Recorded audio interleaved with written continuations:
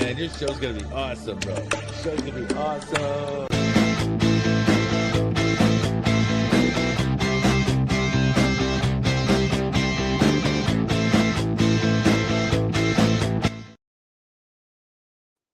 Okay, Taniscapi, welcome everybody, and thank you guys for joining us. I apologize, I know I'm about a minute late, but it's gonna be a great day. I am, oops, super excited. Trying new things out real quick. Sorry. And there we go. Now it's all the way me. How's everybody doing? Thank you guys for joining me today. It is going to be a great show today. I have some amazing people. Okay, Zaniscaping, Natanico, Mateo Koan. And I want to say thanks to all of our sponsors. We're going to have, there we go, there's our logo. We're going to have some amazing people on the show today. We have, you know, Jacob Mathew Bradford, sorry, Jacob Matthew Bradford. He's going to be on our show today. He's a stage actor. He's worked PA. He's done a lot of work in the media world, and so we're excited to be having him on as well as Jarod O'Flaherty. Now, he's a director. He's better known for the Vindication series, as well as it's mostly the Vindication series. They started off with one. Now they're on season 4 that's about to come out. We're going to check out the trailer today. He's got some exciting news, as well as he's got a brand new breakdown service. So super excited. I am stoked as always, and it's going to be an amazing show. We're going to have a great day. The internet's running a little slow. We'll see. I don't know where Will is. Will, where you at, buddy? I think it's because I hopped on a little bit late. My bad. I'm just making sure on the socials that we are live. And there you are. And we are live. So we're gonna start off by thanking the sponsors. I want to thank Texas Water Pure Texas. Thank you guys. One of the things that we do is we actually come out test water. I did partner my construction company with them, which is Mateo Kawan Construction, and I do roofing, renovation, stuff like that. I come by, I'll do estimates. Now, as far as the work gets done, you know, I'm not the professional in that industry. However, I do make sure that I partner myself with the professional. So what I'm really good at is I'm really good at finding damage on roofs, as well as filling out all the paperwork that's necessary for the insurance company, as well as doing the paperwork for the company. So what I do is I'm a paperwork guy. I like to make sure that everything is in standards and that is handled the right way. And whenever you're dealing with the insurance company, one of the things that I hear a lot of people say is, my agent and my friend. Awesome. That is great. Your agent can be your friend. However, they are not the decision makers whenever it comes to your claim. That is the adjuster side, and that's who I deal with. And there's been a couple times where a roof, somebody had waited so long. They waited about, was it 13 years? Oh no, it was a 16-year-old roof. Went out, tried to get it approved. Guess what? They switched up her policy on her. She didn't even know it. Not only that, whenever another one came out for another roof that was in a similar situation, except I believe this one was about 13 years old. They said that the granules had worn away so much that you can't tell what hail damage is. So, little lesson to learn there. Don't wait. Waiting only makes it worse for you, because that little deductible that you're responsible for becomes the whole roof that you become responsible for. And you've paid all those years into insurance for nothing. So, remember, you got to be careful with that, okay?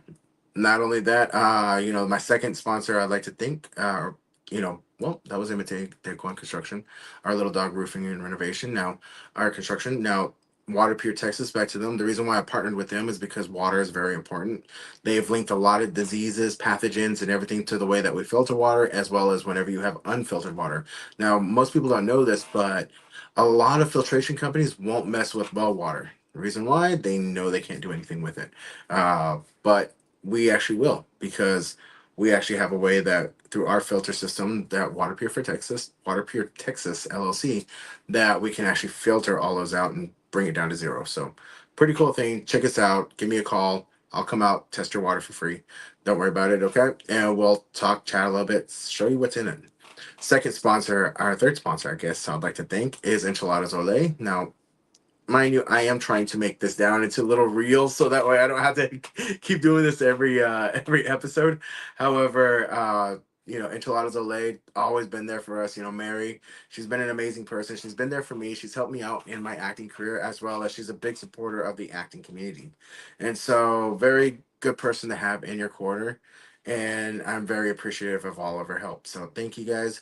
Check out her restaurant, Enchiladas Olay. It was also voted one of the top restaurants, I believe it's top 10 or is number one. I believe it was number one last time I checked. Restaurant in the Dallas Fort Worth area.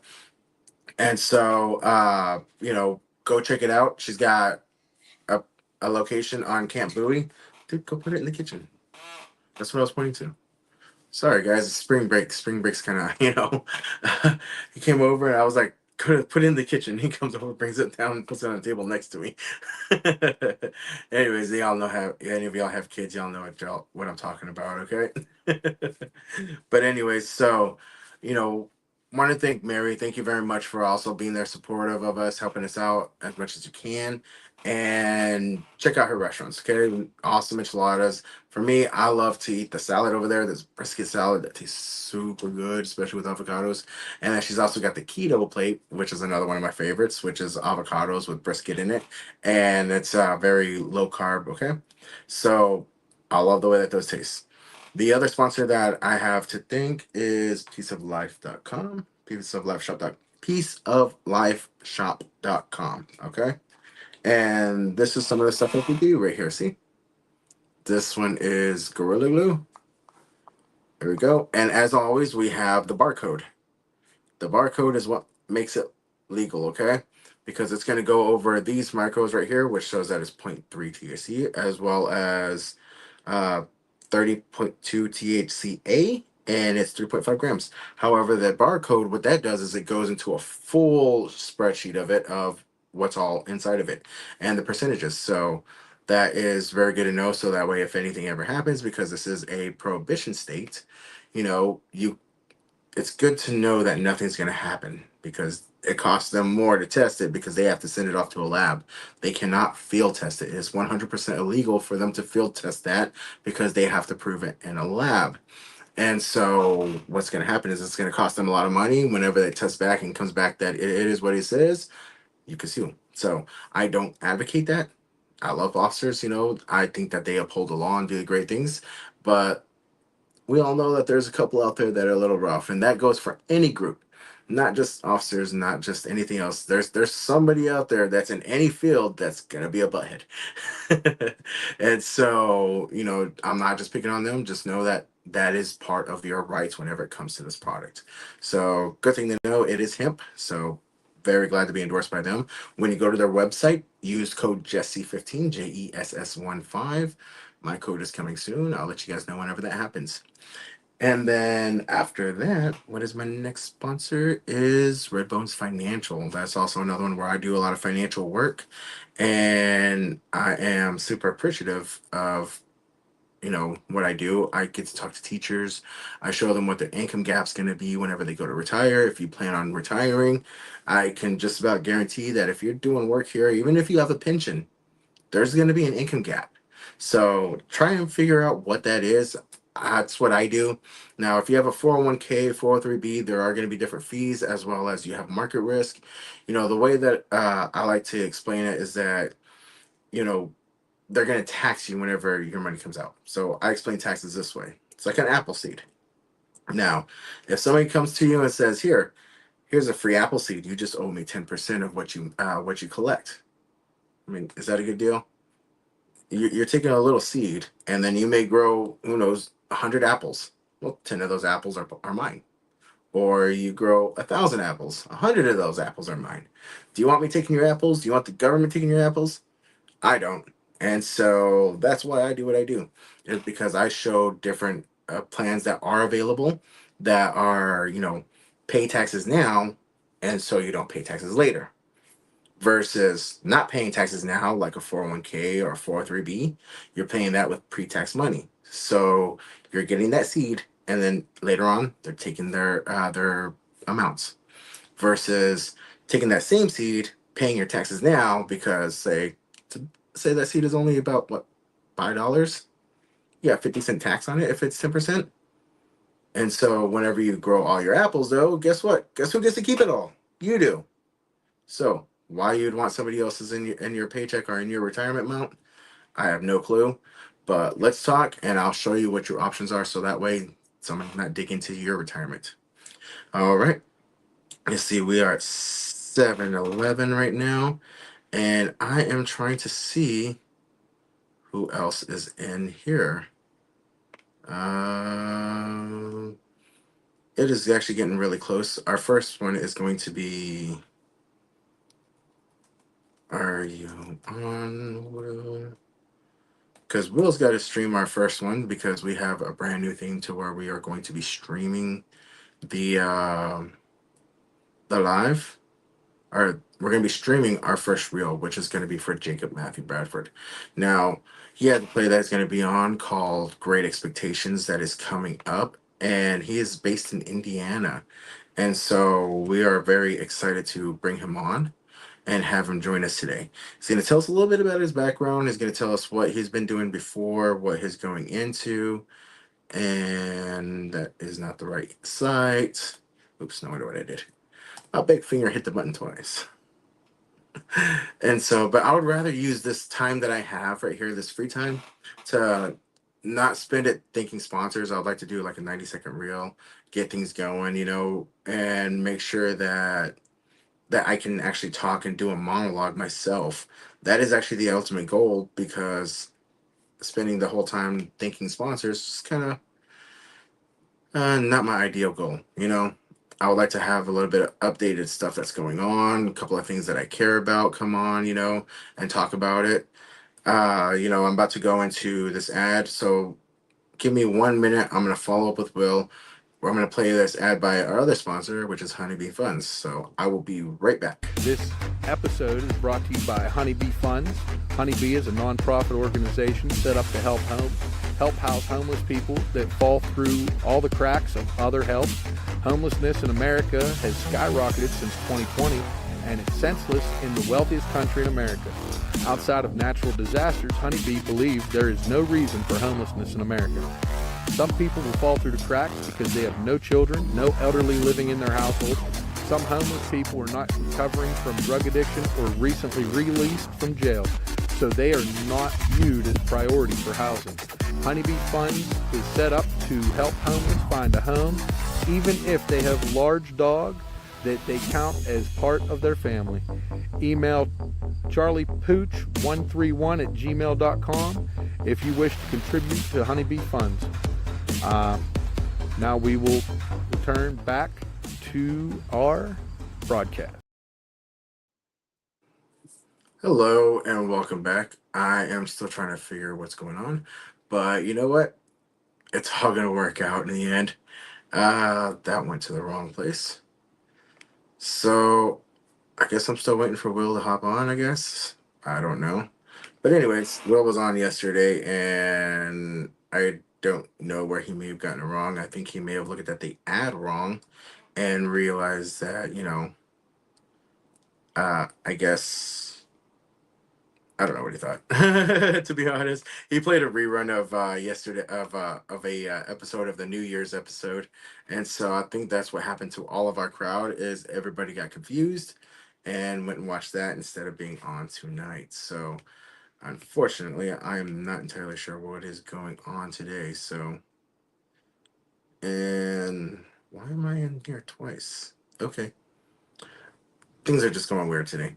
But anyways, so one of the things that I also like to bring up, because it is a couple of things that I'm a little bit passionate about, because there is some things like the Native American studies. Okay, so and currently only in Grand Prairie they're teaching it now, and they're up for renewal at the end of the year as well, by the way. So I'm going to show a video, and it's going to have a petition that's attached to it, and it's going to talk about the East Native American Studies. There are schools down in Austin that are looking for it.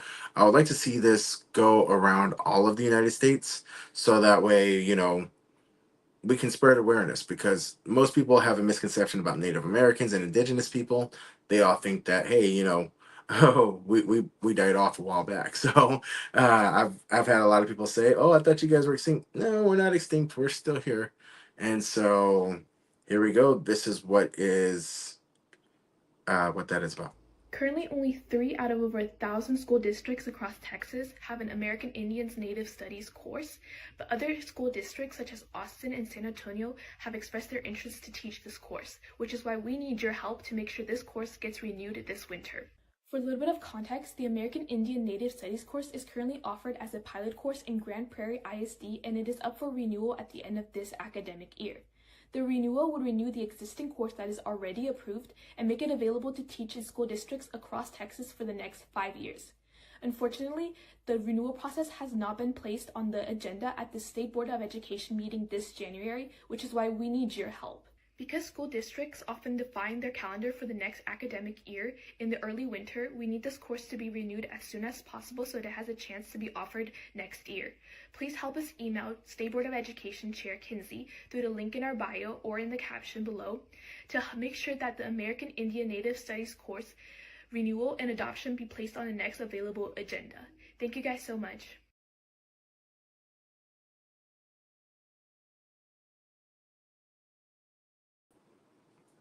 Now, thank you guys for sitting through that. We really appreciate it.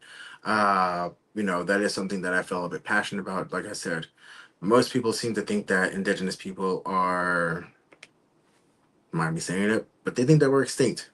And we're here, we're alive, we're still thriving. And so just want to make sure that everybody knows that, because obviously I'm sitting right here too.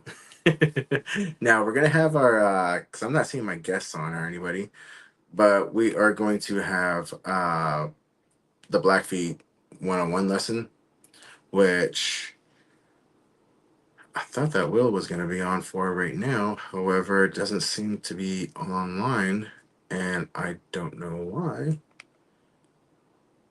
Anyways, and he's got my word of the day. For some reason, my chat is not working, because that is where I put a lot of my notes. So we are going to do it. Let me see if I can remember how to spell it freehand, okay? Because it is in my other chats. I don't know why Facebook is acting all funny. Why is everything acting all funny on this? It's not exactly hilarious, but you know what I mean. And I thank you guys for the like. I appreciate it.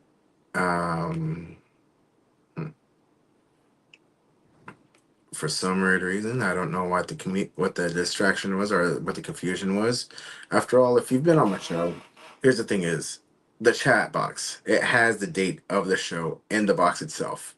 If you've been on my show, you know that this is a group chat.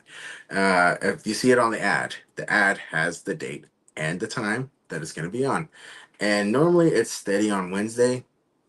Granted, however, one of our guests, Jarod O'Flaherty, was not available till later on. So, but anyway, so yep, I'm just going to have to see if I can.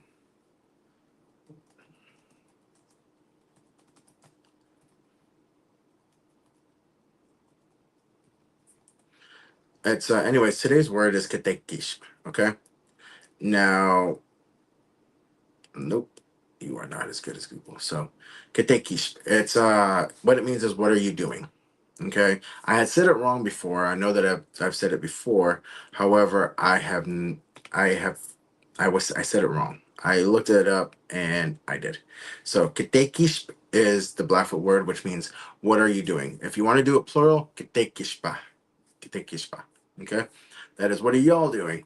And so there's not a whole lot of Blackfeet that I noticed that is in circulation. And again, I don't want to be part of the circulation. They actually believe that my language is going to be going extinct. And that is something that I'm actively trying to fight, is the extinction of my language. So katekishpa, what are you guys doing? What are you doing? And for those of y'all who are Texan, what are y'all doing? So katekishpa, what are y'all doing? Or what are you all doing for those who don't speak Texan? So we've gone over those, and my guest is still not here. Interesting. Don't know what's going on. Let me resend this out, just because I don't know what is happening as part of all of this. I think that yesterday really threw everything and everyone off. And let me go ahead and tell Jacob I'm waiting for him.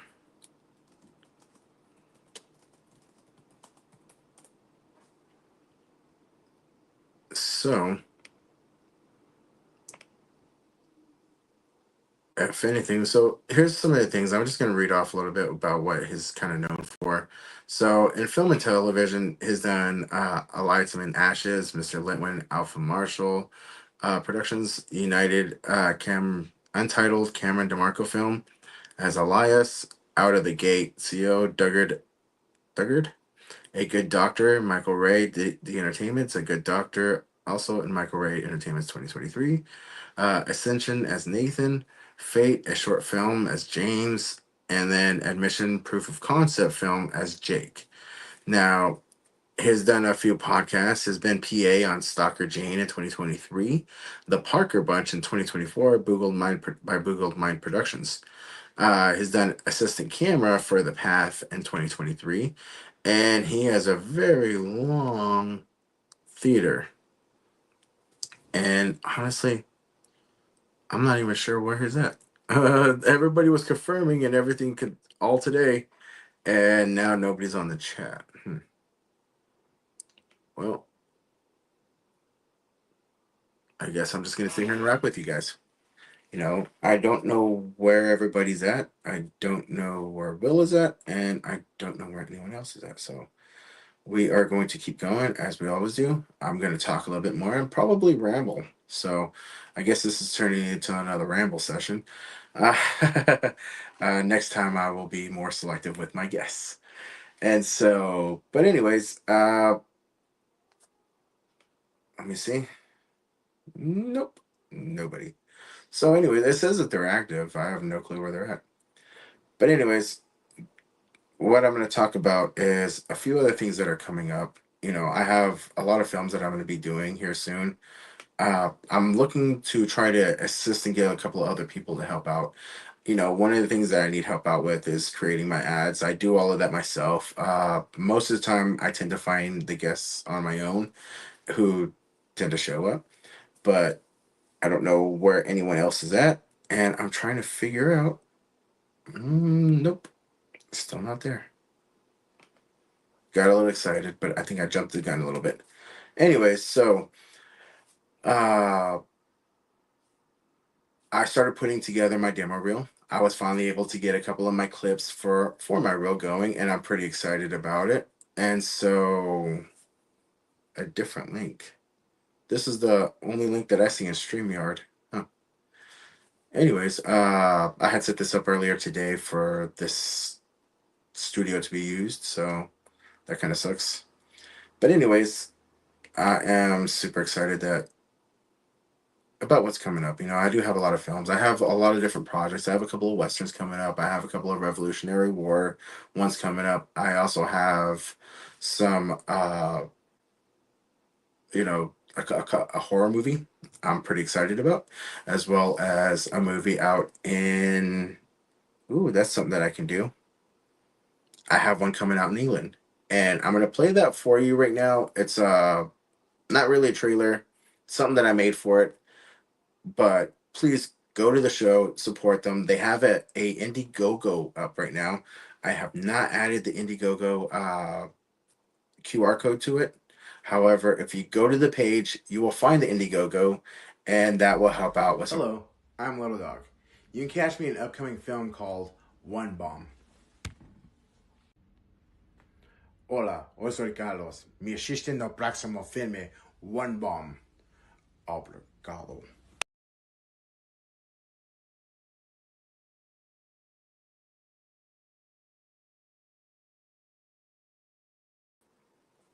And I'm back. So,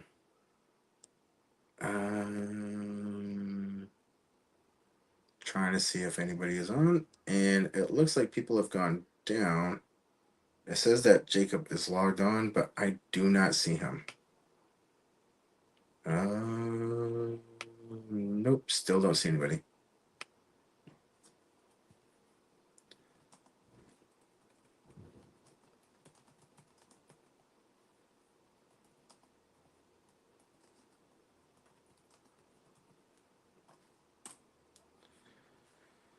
And so I think that I do need some help with some people. I'm also working on having help with a guy who does sound, because eventually what I'm doing is, like I said, I'm just going to he logged into the link I sent earlier. Okay, gotcha. So I'm monitoring these right here from here, and so I guess I'm just rambling on until we do it, because at 8 o'clock I do have Jarod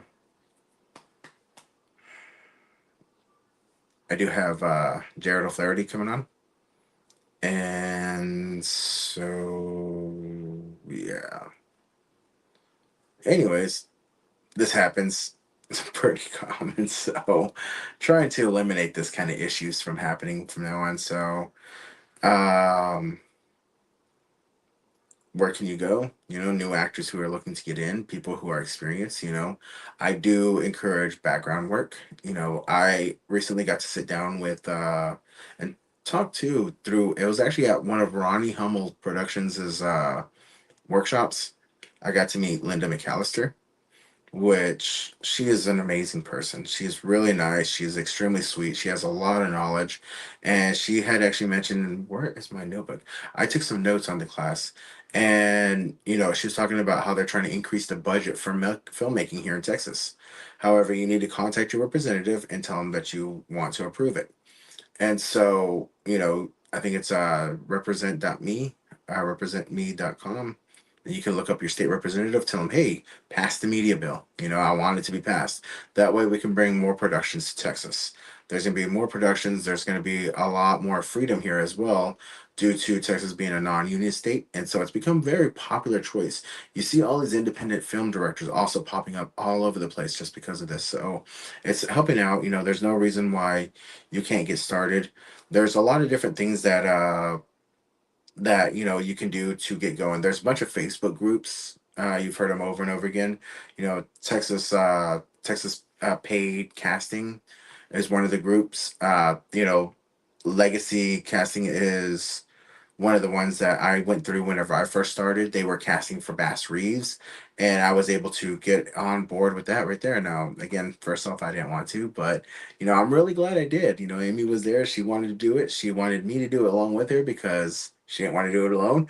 I was like, our friend's gonna be there, and so she decided to do it. So I ended up agreeing after a few days, and I'm happy I did. Because if I didn't agree to it, I wouldn't be here. I would probably still be pretty miserable, as I was getting pretty bored of the way things were going. I was not using any of my creativity. Some of the things that I used to do, I used to paint, I used to draw. Obviously, if I painted, I used to draw. I used to mess with pastels a lot just because those were always fun to play with. I used to play guitar. I would sing, but I was more of a shower singer because I didn't, really believe, I didn't really believe I had a very good voice. Which turns out I kind of did. And then I also used to write songs, poetry. I used to write stories and short films, and I was very creative. I did some of the acting in some of them as well. So I used to be super creative. However, for me, life became a pattern. Even though I was out and about because I was on doors and I was knocking doors for roofing, I was out and about. I was all over the place. However, to me, it still felt like I was trapped in the same routine over and over again.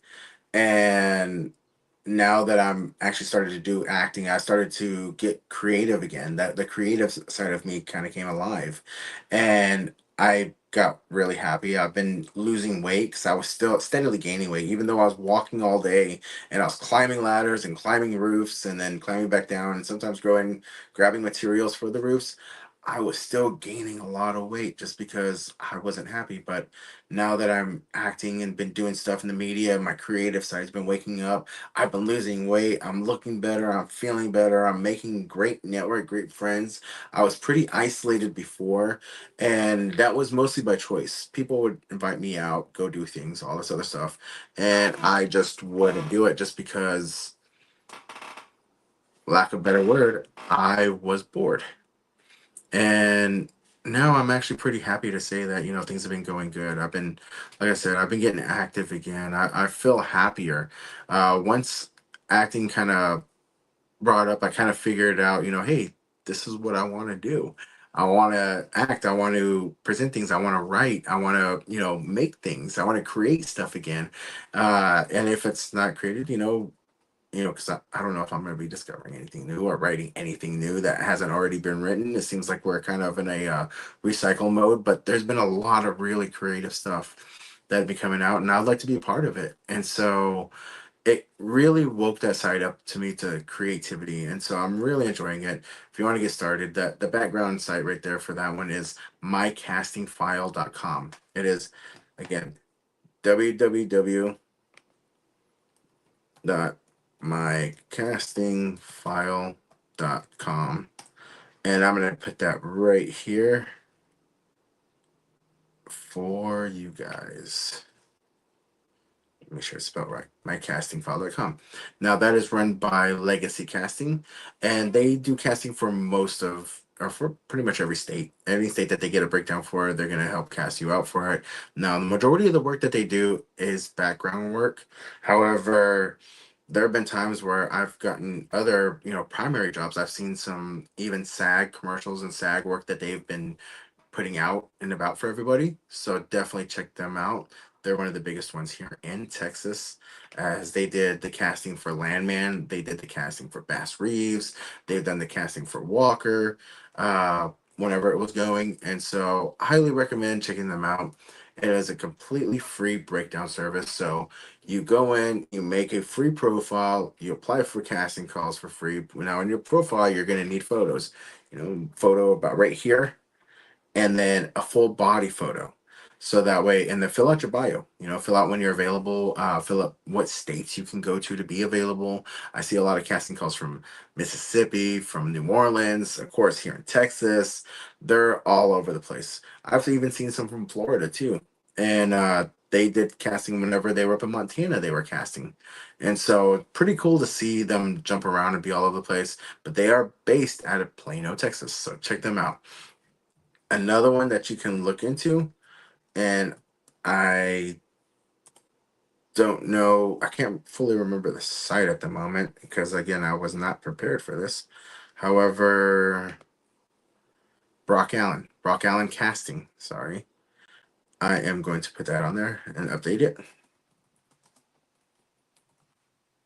Now, mind you, they may be it may be brockallencasting.com. However, they've done a lot of other ones too. They also did some casting for uh there we go. They also did some casting for Landman. They also casted for The Chosen, which was also filmed here in Texas. It was filmed down at Capernaum Studios in Poolsville, Texas. And so they're also another one to check out for background work. And there are many others. I mean, you'll see it on the site, let me see. This guy's on Facebook. Michael. Now, me personally, I've never really gotten any work from Michael Drunk. But Michael Drunk also does casting. You can find him on Facebook. Again, these are all just free resources to get you guys going and get you started, okay? And well, I got you. I saw the message. And then Michael Drunk Casting. There's another one too. Oh, now this guy has been a really good resource for me. It's helped me out with a lot of my headshots and a lot of the information that I've learned. But Hunter of On the Husting, which you can also find on Facebook, is another guy to look into. He's always casting for roles. Now, majority of the roles that I see him cast for has been in Louisiana as well as some Florida, but he does cast here in Texas as well. He does have castings here and is often here in Texas. So that's a good resource to go to as well. Who else is there? Oh, and I can't forget the goat. And you can follow her on Facebook. It is Ronnie Hummel Productions. Find her on Facebook. I believe she's also got a website as well now. She does a lot of castings here in Texas. She's gotten me on commercials, uh, doing background for commercials. She's got me in background for doing a funeral home ad, and a lot of times whenever she's either short and somebody doesn't show up, she'll hit me up. I saw her do casting not so long ago for Pickleball. I know that she's doing casting for 5 different films at this very moment. So Ronnie Hummel of Ronnie Hummel Productions, she was on a previous episode. Go ahead and check it out on Spotify. And so, which is where all of these go. So today's entertainers. Well, you can find it. It's literally the title right there. Look us up on Spotify. You find us on Spotify, you will find the episode that she is in. And you can also look us up on the IMDb as well for today's entertainers with Little Dog. Everybody knows that the more views you get, the more popular that your page gets on IMDb, the easier that people are to look for you, as well as they start promoting your page. So if you go to IMDb, if you're just surfing the web, go check out my show, Today's Entertainers with Little Dog. Check out everybody who's been on my episode list so far. You may find somebody that you're familiar with. And so, yep, probably, which is strange. But anyways, I say 7:37. You know what? I can go ahead and bring Jarod on a little bit earlier if he is ready.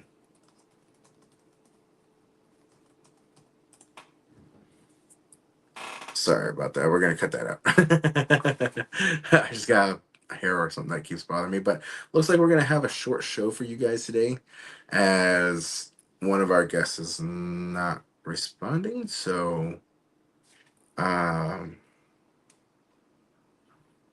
I'm actually really excited for Mr. Flaherty to come on. Like I said, this is the reason why we postponed our show for a day and wanted to do it today instead of yesterday, because Jarod is available today. And so he's got some great news. He's got a new acting breakdown service that he's going to announce to you guys. And really excited to have him on. So he's going to be a great asset, somebody that you're going to want to listen to, okay? Because he's going to be talking about Vindication Season 4, which we are going to play as soon as I see him enter the studio. I am super excited about everything. He's got an announcement that he is... there were 2 different links, so I'm not sure which one everybody's watching, but I think there was a panic and somebody had made a secondary studio instead of following the path to the first studio. And so hopefully, let me see if anybody else is still on over there. I'm checking my Facebook page at this moment just to see if, and oh yeah. Oh, that was yesterday. Okay. And as suspected, everybody was watching the podcast yesterday. And so, but anyways, we're going to keep it going. I think I'm starting to have a little signal issue. Let me see. Sorry, I'm still checking the Facebook just to make sure while I'm waiting for everybody to get on. So,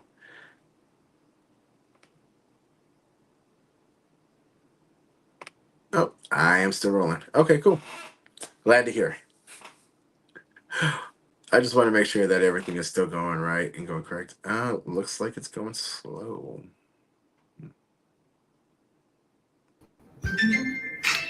Everything's working just fine on my end, except I don't know what happened to Jacob. And right now, I'm not sure where Jarod is, but I'm going to put out another link. And, of course, we're going to cut this. Yeah. I just had a question real quick. I was just wondering why 2 studios were made instead of just following the one that I had made earlier. I think the earlier studios were linked at first, because you got on. Apparently, you were on, and me and Jacob, we were waiting in another studio, waiting for you to pop on. Yeah, I had to round 4. I went ahead and made this one because that's the one that had the photo of today's guests. Okay. And Yeah, so that's the one that I had to do. I had just been going into the same studio every time, into the same recording every time. All right. Yeah, for some reason, whenever I try to update the reusable studio to the try to update the thumbnail, it won't let me update anything. Oh, okay. Okay. And I so that's see. why I've been making a new episode every week, or a new studio every week. So I'm gonna get rid of the reusable one because it won't let me update the thumbnail. Okay. Okay. All right. Yeah. I'm going to send the link again or share the link again, and hopefully somebody gets on real soon. Okay. And so, but what I'm gonna do is let me see.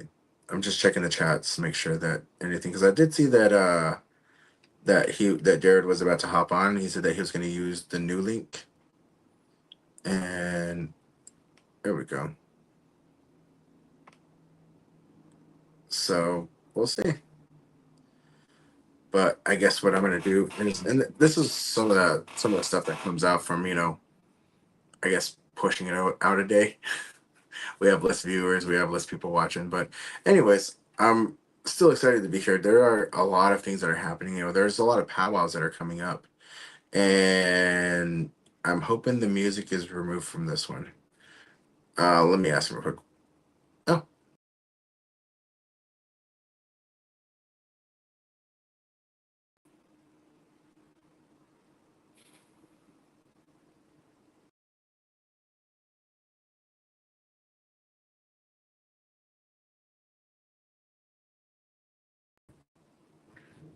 I don't mind being behind this one, Will.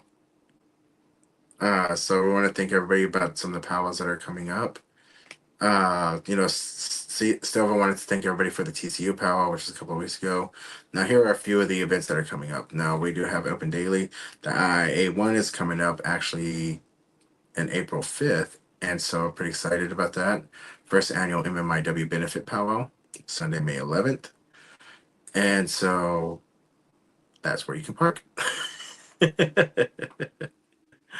Now this one isn't funny right here. Sarah Isabel Martinez. I'm not entirely sure if she's been found or not. I'm going to get an update and see what the status is on her. Now, I had to make my screen full screen just so that way I could make sure and read that. If honestly, I've ran out of things to talk about. The most things I know about is, retirement stuff. I guess I'll talk about I that. didn't want to drag you into this, but I need your help. 3 suspicious deaths all in the same week. Why are we here? Came here today as friends, not in an official capacity. Well, an investigation isn't just about the smoking gun, so to speak. It's about identifying patterns, trails, small bits of evidence that all piece together and they tell a story. The system provides a set of tools to protect the pillars from tampering. Maybe Travis can get us a name. I don't care anymore. Look, sometimes bad things just happen. You're not invincible, Trey. I know you think you are, but you're not. More details are surfacing over the police sting in East Bank, Texas that turned into a shootout. Mr. Travis, we approached you with a very specific task. Care to explain yourself? I don't think I'm the one who owes an explanation. Know that the information I gather is solid.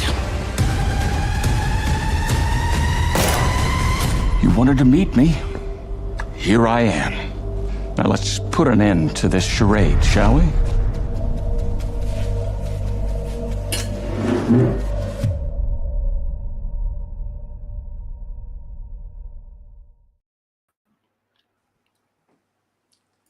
Hey, Jarod, how you doing? Hey, what's going on?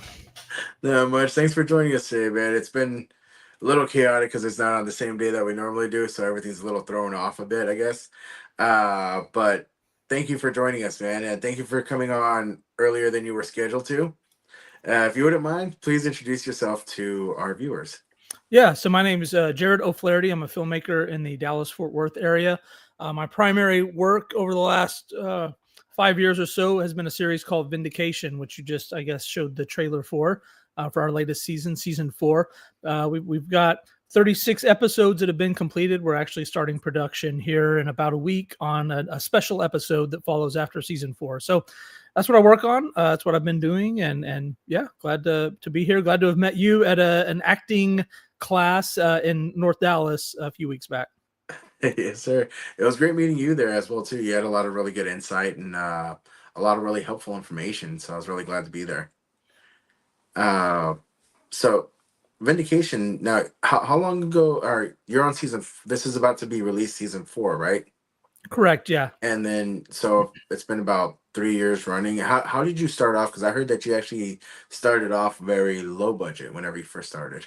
Well, it's still very low budget, but by industry standards, whenever our offer memos go out to talent and crew and everyone else, they realize, oh, this is still a low budget show. So, and it's the same for me as well. But yeah, we started off just as a short film. It wasn't intended to be a series. I didn't have this 10 episode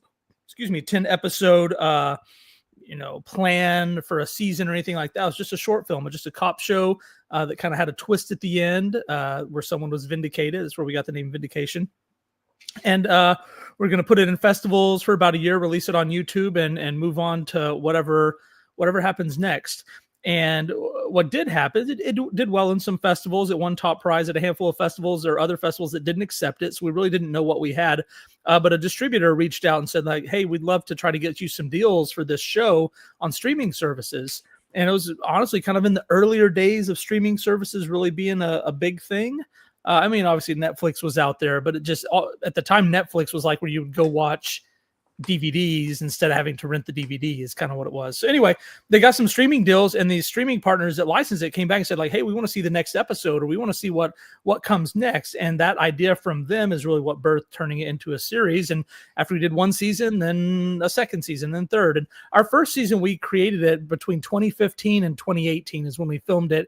It came out in 2019. So you're looking at about 3 years of shooting and then a post-production year and a release year. So 4 years for one season. Since then, in the 5 years since, we've done 3 more seasons in 5 years. So the first season was like one season, 4 years, and now we've done 3 seasons in 5 years. Man, that is awesome.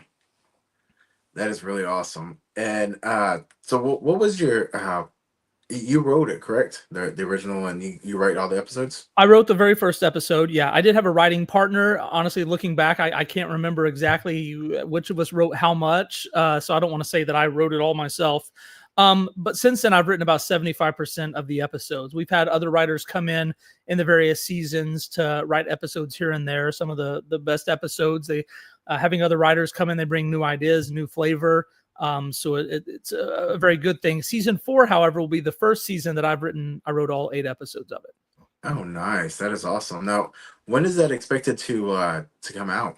Well, today, March 20th, the first episode of season 4 was released on 2 services. One was Angel Studios. The other is called Redeem TV. Both of them do require subscriptions. I know everybody's like, but you also got to pay for these things somehow. So, maybe the big boys that are making money from lots of places can put stuff out for free or whatnot. We've still got to try to recoup it, or otherwise the show's dead and it doesn't go anywhere. But eventually it'll be free in different places. But if you want it up front, that's where it's happening. But over the next 8 weeks, one episode will come out each week. So it's kind of the old school TV model where you got to wait a week to see what happens next. Nice. That is really awesome. I kind of miss those sometimes. I do like streaming, but I go on a streaming binge. Right. Yeah. And I'll watch all of them and be like, now I gotta wait for the next season. Yeah, no, same here. And our show, I think, is written for binge watching. It is meant to be one that you sit down and just for 4 or 5 hours take in the whole thing. Like we don't do when you go to a next episode previously on Vindication, right? You remember that? We don't do that. So I always say, well, you just need to go back and rewatch the previous episode. If you can't remember it, go back and rewatch is what I say. But of course, eventually when the whole season's out, then you can binge watch it. So you still get both options. And it's really, I think, intended for the binge watch crowd. Nice. That is awesome. Now, where can they watch season 1 through 3? Is it in the same location? Did they get the whole license for it, or is that streaming on a different service? So seasons 1 through 3, mainly 1 and 2, you can find them in a lot of places. Tubi has the first 2 seasons. Amazon Prime, just with a membership, you can stream, I want to say, most of the first 3 seasons. Redeem TV, who is our partner. If you create a free account, which is an email address and a password, no credit card, anything else, you can watch the first 3 seasons there. But the easiest place on YouTube, seasons 1 and 2, 20 episodes are out on YouTube. Our idea is to let people get a taste of it, kind of get hooked, start following the characters. And then afterwards, if you want to see what's next, you got to come to one of these partner places. So anyway, lots of opportunities. You search for Vindication or go to vindicationseries.com. You can see a list of about 8 or 9 providers that have it. Nice. That is awesome. I'm going to put that up for everybody so that way they can look it up. Okay. Sure. Vindication. Oops. Sorry. My spelling is a little off. Vindicationseries.com. Yep. All right. And I'm going to put that up on the screen so that way if people want to look it up, they can go ahead and follow it and check it out. Okay. Sure. Let me see. There we go. Now, you also said that you had some other news, right? Something else was coming out today for as far as like clothing, some gear, right? I don't know about that one. We do have a shop. We do have a shop for Vindication clothing, or apparel, stickers, that kind of stuff. You can find it from the website that you just put up. So I don't know that we had anything new today. Now we do have a new project, a new production that I start shooting in about 8 days, 7 days. It's getting here fast. That's the next chapter after season 4. So we do have more coming. I'm actually on this screen, I'm talking to you. On the other screen, I'm sending emails to our new cast members to introduce and meet up with them. So it's very active and fluid situation with all of that. And then I don't know if we're going to talk about Actor Bay later, but that's the other big thing I have going on.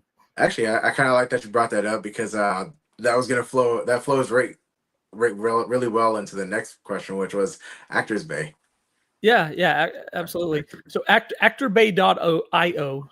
I should learn to say it correctly. Actorbay.io, just singular, not plural. It's not actors. Actorbay.io. Anyway, is a new casting platform. I used it for casting our upcoming Vindication project. I've got there are other projects that are currently casting through it. People that are in the acting world, they know there are 2 or 3 big places out there that all the casting directors and everything go to. But a lot of people have a lot of complaints about them, about how their pricing models, about a lot of the functionality, the technology. It's hard to manage. It's hard. It doesn't have what you need. It hasn't changed, outdated, and all that sort of stuff. I used those for the last 5 seasons of our show and just continually ran into problems. And so decided I'm going to launch something else that we can use. I said 5 seasons, 4 seasons. I want to launch something else that we can use that takes a lot of those barriers out of the way. One of the things I love about actorbay.io is you can have someone, I can go to an acting class or I can go to a school and be speaking there, sharing with them about my experience in the industry. And they say, hey, how do I get into the industry? Well, the answer for the last decade has been, well, go be background on set somewhere, go get in acting classes. Hopefully you can get an agent. And, after 4 or 5 years, maybe you can book a role in something. It's just kind of hard. And most people hear that and like, well, I don't know how to do any of that. That sounds hard or that sounds expensive. With Actor Bay, people will be able to go on, create a free account, and within an hour or 2, they can do an audition tape, put it out there for the world to see and to prove their talent, show what they can do up against other actors in an open environment. So it's not so much I'm trying to book a role, it's I'm showing my talent or performing a scene that I've been given. And then the other members get to basically see who they would cast. It gives metrics and creates ratings for everybody. So anyway, it's an opportunity that if you've got talent, that you can step out there and do something with it, as opposed to being told you have to go hunt for these background roles or whatever else. And as I mentioned, acting school, agents, all that sort of stuff, they definitely have their place. And it's not everyone just goes from their couch to the big screen prime time, right?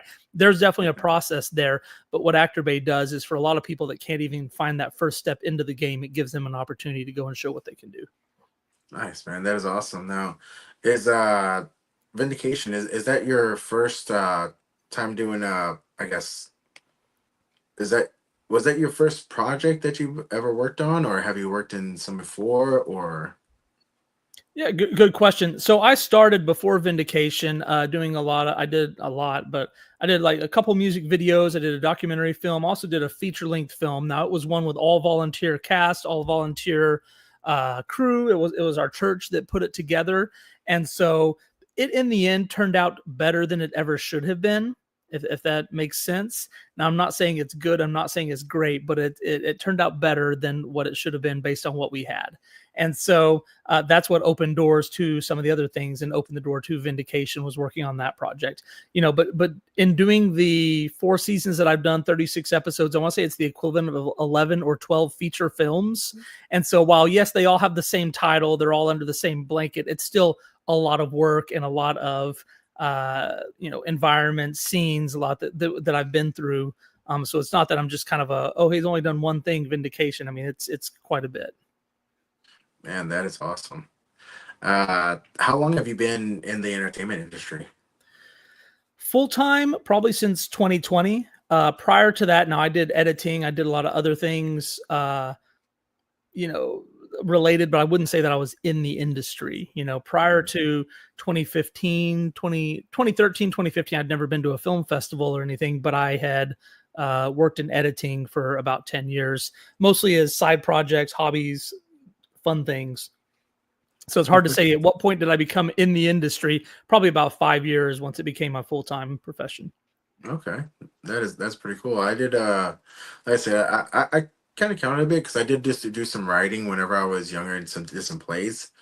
I did Goatman Prophecies when I was really young in 2005. That was kind of a high school project that was really fun. I was doing it with my teacher was Mike Lighthizer, and we had a couple of our friends that were also part of the AV Tech Club. And so I have some stuff that goes span back to then, but professionally, I didn't really ever really do it until a couple of years ago. Mm-hmm. And so, some of the people that do watch the show and watch, especially the Spotify, they tend to try to find direction whenever they get going. Some of them think that they have to be actors. Other people don't want to be actors, but they don't know that other jobs are out there. And so that's why I try to highlight, directors, writers. I do have PAs, scheduled to come on later on, as well as SFX people. And so, because I like to show everybody that there's not only acting to be in the entertainment world, there are other positions out there. And so, and for you, you started Vindication, all the time back, and it's been going strong. It's been building steam. The more I talk, every time I talk to different actors, I hear somebody say, "Oh, I was on Vindication." I was like, "Oh, okay, that's awesome." And at first I didn't know until I started doing some research, and I was like, "Hey, this is a really cool series." That's good to hear. For me, it's encouraging that while it is spreading, there's still a lot of people that have never heard of it. And to me, that's not a discouragement. That's encouragement, because it means there's more potential audience out there other than people, yeah, I've heard of it, didn't like it. That's what you don't want to hear. So to me, it's either haven't heard of it. There are some people that gave it a chance, but they didn't really get in the water enough, right? It's kind of like you have a great book series, and the person that reads the first chapter or two and then decides it's not a good book, but other people tell you, dude, if you stay with this series, it's really, really solid, right? Mm-hmm. So we do have those. And then the other ones are I gave it a chance, I fell in love, when's the next season? So those are kind of our 3 audiences that I run into. Nice. And so, yeah, there is a lot of potential. I'd like to I like to share, and I love working, showing people independent projects, because I believe that currently that's where all the talent's at. You guys are coming up with new things, whereas a lot of the other shows that have been coming out, other movies be coming out, they're kind of cookie cutters. They're either a remake, or it's a play off of something else, or it's a spin off of something else.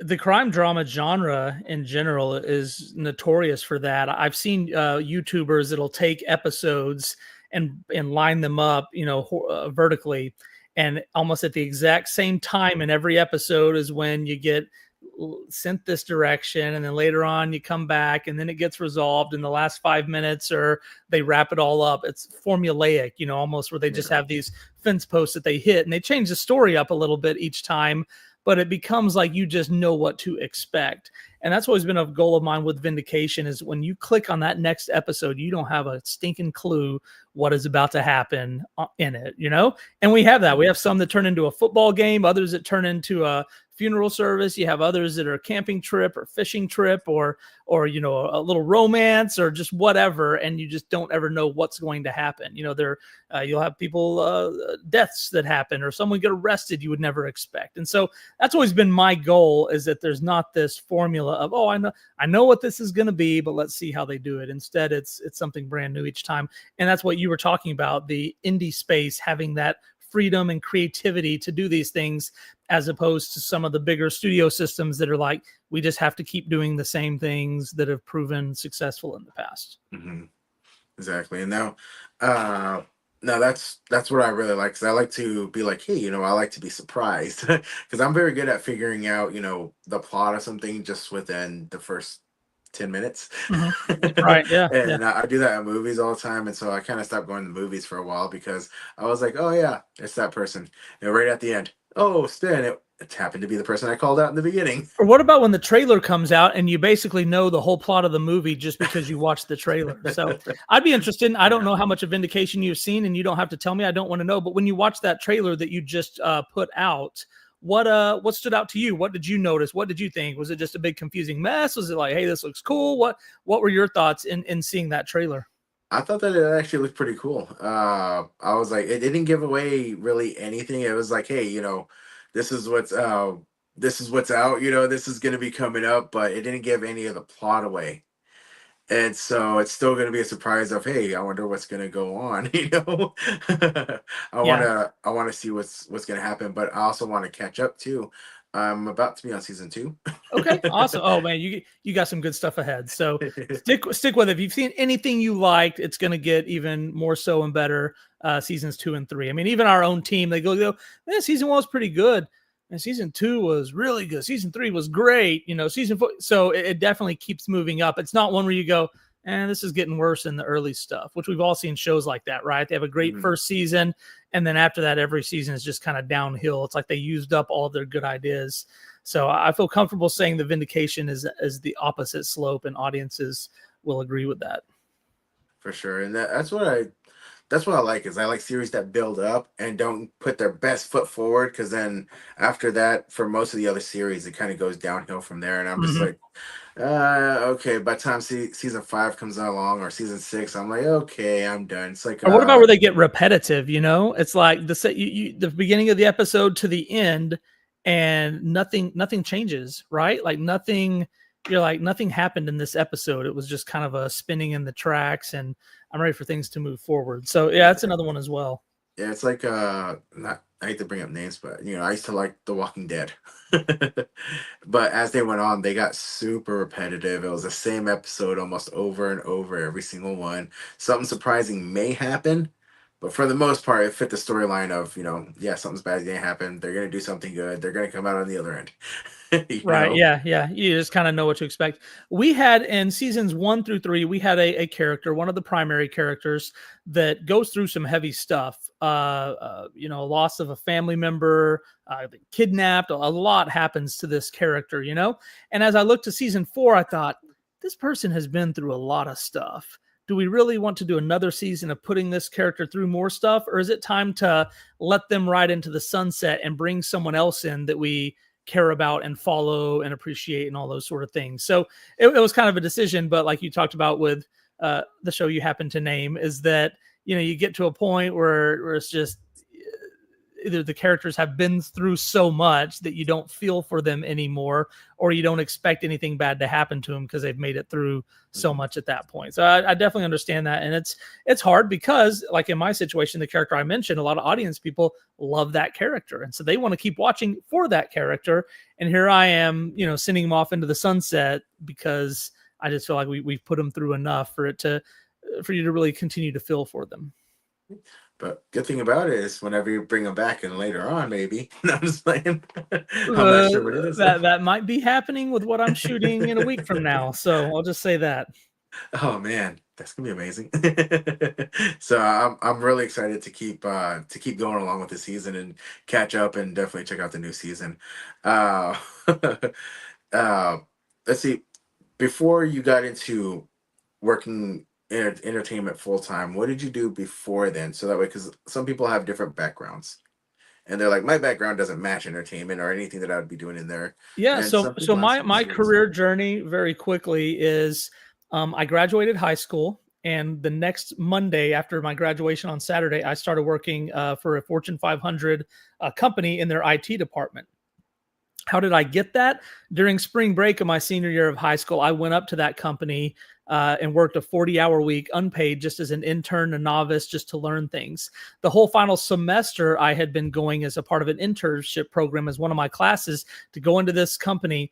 And I guess they saw enough in me that I was reliable, that I was well behaved and all those sort of things, and knowledgeable, that they gave me this, part-time temporary summer job as soon as I graduated high school. Well, once the summer came to an end, I had an opportunity to prove myself, and they said, well, let's keep this guy, So anyway, and that got my foot in the door into the IT industry. So I did do some technical certifications, but I never went to college or anything like that. So I just started doing these. That same summer after I graduated high school, I was at a youth camp with our church, and a kid there had a video camera. And for my graduation gift, my parents had gotten me a laptop. So here I could do like this video editing stuff, because before then it was, I'm going to date myself here, but we had VCRs and cameras, and you had to connect them to each other and hit play and record. It was a big mess. So anyway, I had that. And so I started just kind of editing videos for a hobby, and that started the 10-year journey of editing, working in IT, until this film stuff started to pick up and provide some opportunities. Man, that is awesome. And that talk about, being a self-starter in the industry, that's really good. I like to see, and I love to bring on people who basically, made their own opportunities and made it happen, to show others that have excuses that, hey, we're living in an age where it's possible. It really is. Yeah. And what's funny for me, like, I've obviously been able to do something that a lot of people dream of, to create a series and have it go international and be on these big services and tell so many stories, work with amazing actors, amazing crew, really neat high-end technology and all of that. You will not go anywhere into my old yearbooks, into my archives, emails, anything, and find something from me saying I want to be a filmmaker someday, or I want to make movies, or anything like that. Like, it just didn't happen. And so it's like, how did this opportunity fall on me? There are thousands of people right now that are in school on a film degree wanting to do what I've been able to do. And yet for me, it was, like you said, longevity, persistence, just, keep going, the go-getter attitude or whatnot. And so I remain thankful for it. And every episode, if you watch season 1, every episode, I didn't know if that was going to be the end. So my phone is full of pictures and holding up the slate and the cameras, thinking this might be the end of my filmmaking journey. And it has just continued. Man, that is awesome. And I've noticed that it does keep growing, like I said, and sometimes things take a little while to kick off. But honestly, I think that it's going really well, because every time I turn around and I see another actor, they're like, hey, have you checked out Vindication? Have you checked out Vindication? And especially Ronnie brings it up a lot too about the Vindication series. He's very proud of it as well, as a lot of us here are, because we love to see all these projects coming out of Texas, and to show the markets that, hey, we can compete on your level as well, if not become a little bit more creative. Yeah. No doubt. And so now with this one right here, do you guys have any of this season planned up in the future, or what is the plan there? So right now, like I mentioned, I'm shooting this special episode. It's kind of a standalone that if you've never watched the 4 seasons of Vindication, you could watch this 75-minute or so, kind of a mini feature episode, and still follow it and enjoy it and get a taste of what the flavor is, and then decide if you want to go watch the series. So it's kind of backwards, like make a series and then it's not a feature. I'm not calling it a feature. We don't have a feature budget, right? It's just a super episode or something along those lines. Anyway, once that's done, we just have to see what the demand is like. Obviously, the people that greenlight these things, they look at dollar signs, they look at viewership, they look at those things to decide what's going to happen next. I think that our characters, our world still has some more stories to be told in a season 5. When I'm not writing scripts, that's where a lot of cool ideas pop up of, oh, we should do this, or we should do that. Now whenever I sit down, because it's time to write, then I have no ideas of, oh no, what do I do here? So it's kind of like, you ever had that? Like, I know in the days of malls, or you go shopping for clothing, when you're not shopping for clothes, you like see all these like great looking, like, oh, that looks good. Oh, that's cool.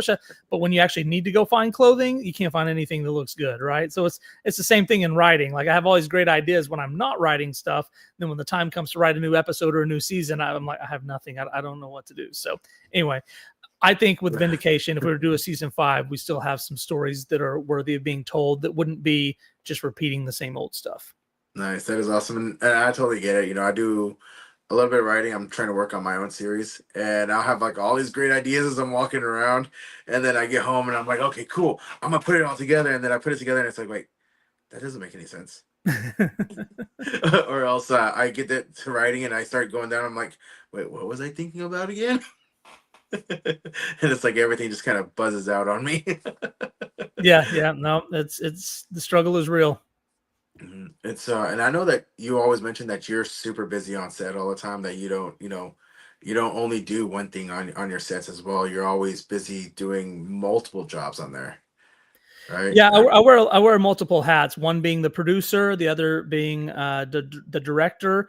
But I also end up being like the location manager and probably a lot of other titles that in the industry they would have like 5 people doing them, and on set they're like, who's the guy that's, oh yeah, that's me. Who's doing that? Oh, that's me. Who's passing out? There's all these different. I am the accountant, so I like print and sign the checks for all of our cast and crew.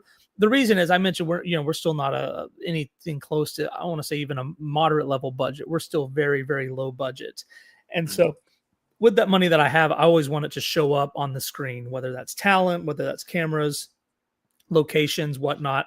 And so any job that I can do, any job that I can do myself, I want to do that so that the money gets spent on the screen, as opposed to taking all of my hats off and losing lots of money in the process. Mm-hmm. And that makes a lot of sense. I do a lot of the stuff for the show right here, which is nowhere near as busy of what you are. but even on my end, sometimes I'm like, man, I wish I had a little bit more to do. It's a little bit of help sometimes, but I know that you're doing it all by yourself, which is a big motivation, especially. I'm like, you know what, I can keep going.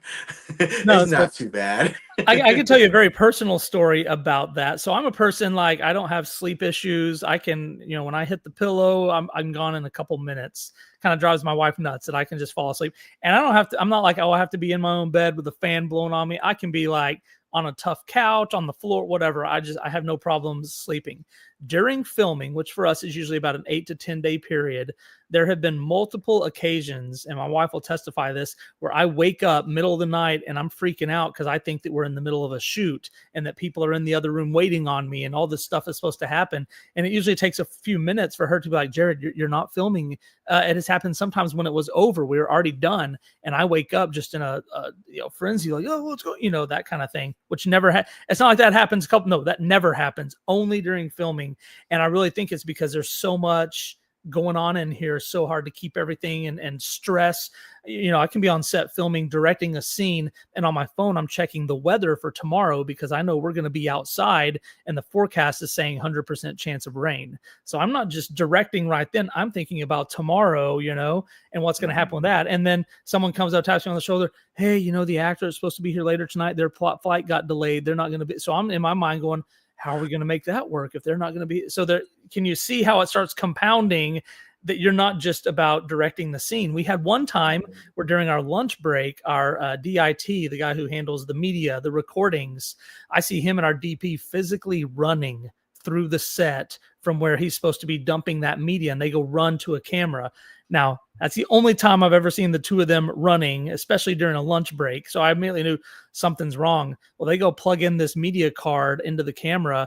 It sees nothing. There is no data on it. We had just shot for 4 hours with about, multiple crew members, multiple cast members. And we had done, that's like almost half a day, and this card has nothing on it.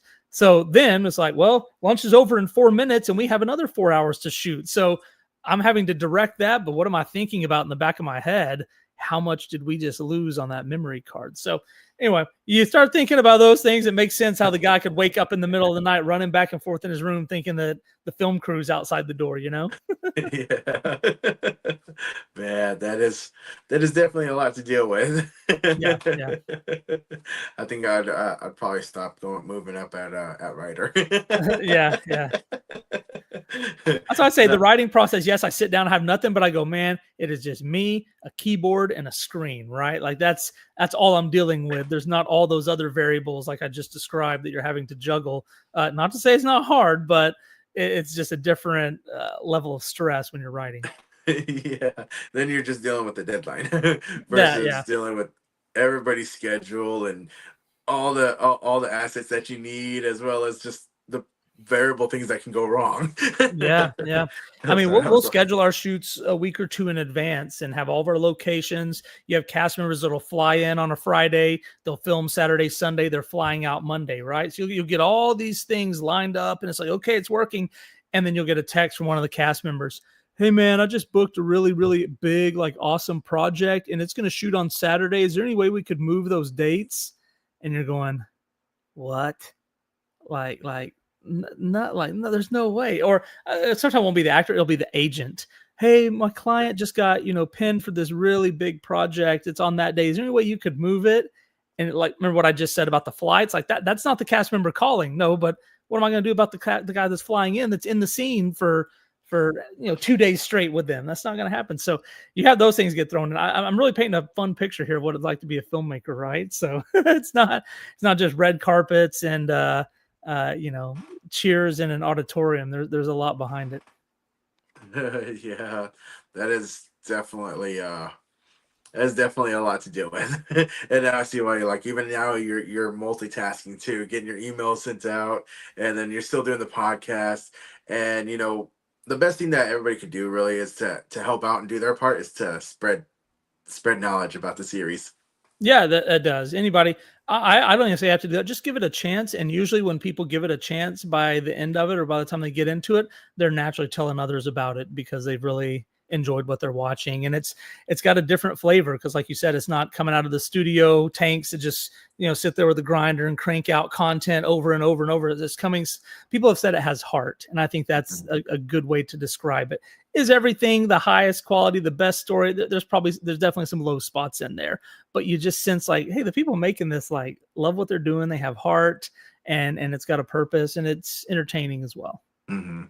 And that's always great to watch, because a lot of things that we do watch, like you just said, is repeated stuff. And so to see somebody's passion put into it, and you can kind of feel it. You can feel it in the story writing, Yeah. And whenever you don't feel it, it loses you. Like, I used to watch a CSI show, is based out of Miami.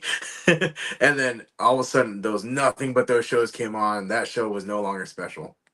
Right. Yeah. And then they all disappeared. And then there was a buddy cop series that came out, had an interesting plot, had the devil in it. And that became very popular. And then after so many series, it also wore out because it became repetitive over and over. And then the final season was crazy. They started doing musicals in it. Mm-hmm. Like they started to reach for content, like reach for stuff. And then they're like, okay, we're just going to kill it off. Yeah. When you start running, what's jumping the shark, right? We know that term about when a show is good, but it hits that moment where it just loses it and it can never come back from it. So yeah, I see that happen. Hopefully I don't have a jump the shark moment yet in Vindication. We'll see. No, I think that you got a good series on your hand. You're very good. You're very creative. You're very passionate about what you do. You love what you do, and it's not just hey, let's all throw ideas out there and see what sticks around. And that's something that's different about your show. That's good. So good to hear. And so I'm excited to see the more the catch up to the series that you guys are releasing, and then to watch the current series that y'all are releasing. And one more time to where our people can watch your show again. Yeah, well, if you go to vindicationseries.com, like there on the homepage, there is a list of about 6 to 8 different streaming services that have it that you can go and watch. So there's no excuse of not being able to find it. It's there. It's got different options, different places that have it. So that's the easiest way instead of me rattling them off. No, I understand. Now, I do have a question. Do you have any advice for anybody who is thinking about, getting into media or entertainment industry that just don't know where to start? Somebody who's thinking about writing or directing or anything like that. Any kind of advice that you might give them? Yeah, and I don't think I've ever said this on a podcast before, but it's something I've thought about a whole lot. I would love to go sit down sometime with a pen and paper and put on a wonderful show, like a movie that just everybody loves. It's a classic or whatnot. Turn the sound off so that I'm not watching it, and just make notes of what they do that makes it so good, right? What type of shots are they using? Are there close-ups of people's feet and hands, and is that what's going on? Is the camera always moving, or is it stationary? Just those little details of what are they doing in this? What do their locations look like? How many locations are indoors or outdoors? How many are day or night? And just see what these successful projects are doing and make notes. And I think from that, you will learn of when I make something, I need to follow similar patterns, or I need to learn, see what works instead of just randomly just coming up with something on my own. Now, have I ever done it? Not really. Maybe a couple times. There are some shows I've looked at and I've said, I'll look at a 30-minute episode of a show that I like, and I'll say, how many scenes are in this? And what is the average length of each scene in it? Is it 5 scenes for the whole thing and they're all 6 minutes long? Or is it 35 scenes that are less than a minute each?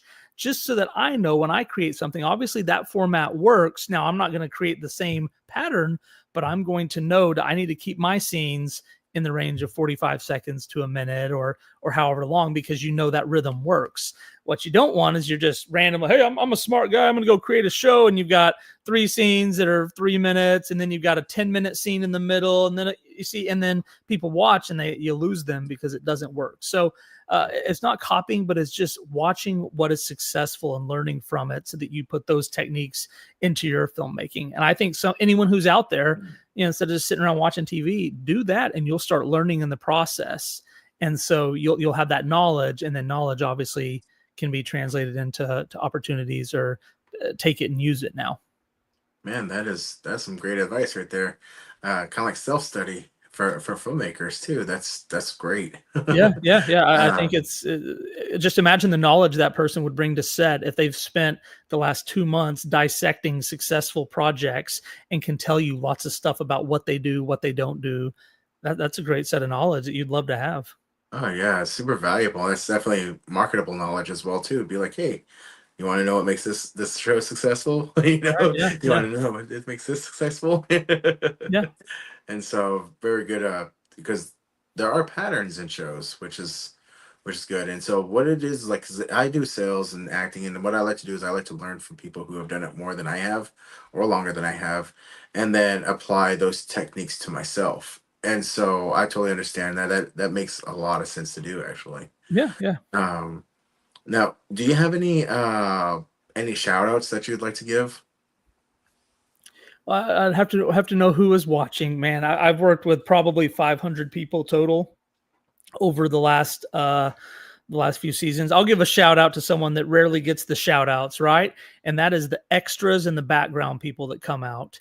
Because I am always in need of those, right? Everybody wants to be the star. Everybody wants to be come act in your show. Everybody wants to do that. On crew, people, hey, I'm going to learn about cameras. I'll come and work for free if I can, just be there in the mix. But the people that I end up needing the most is when I'm like, okay, we've got a scene that's in a restaurant, or it's outdoor event. We need 40 or 50 extras there, and there's no way we can pay everybody, $500 to be there. That's impossible. We need people to show up just to be a part of it, just for free, right? And so when the day comes and you're nervous and these cars start pulling up and people start piling out, and you're knowing they're not getting paid, they just drove here, they got dressed, and they're coming just to support our project. And then you see it on the screen and it looks so much bigger. It looks so much more real because you've got all these extras there that are in the background that are doing these different things. I'm very thankful for those people, and they usually do a great job. They show up, I'm like, man, how are you all so good at this? Like the fake talking and everything else. So anyway, shout out to the extras and the background, the people that come out to do that. And, again, whenever I run into them or see them, I'm just like, I'm so thankful for them. That is awesome. And thank Ronnie for her feedback as well, too. Said that you were the best director and actor director.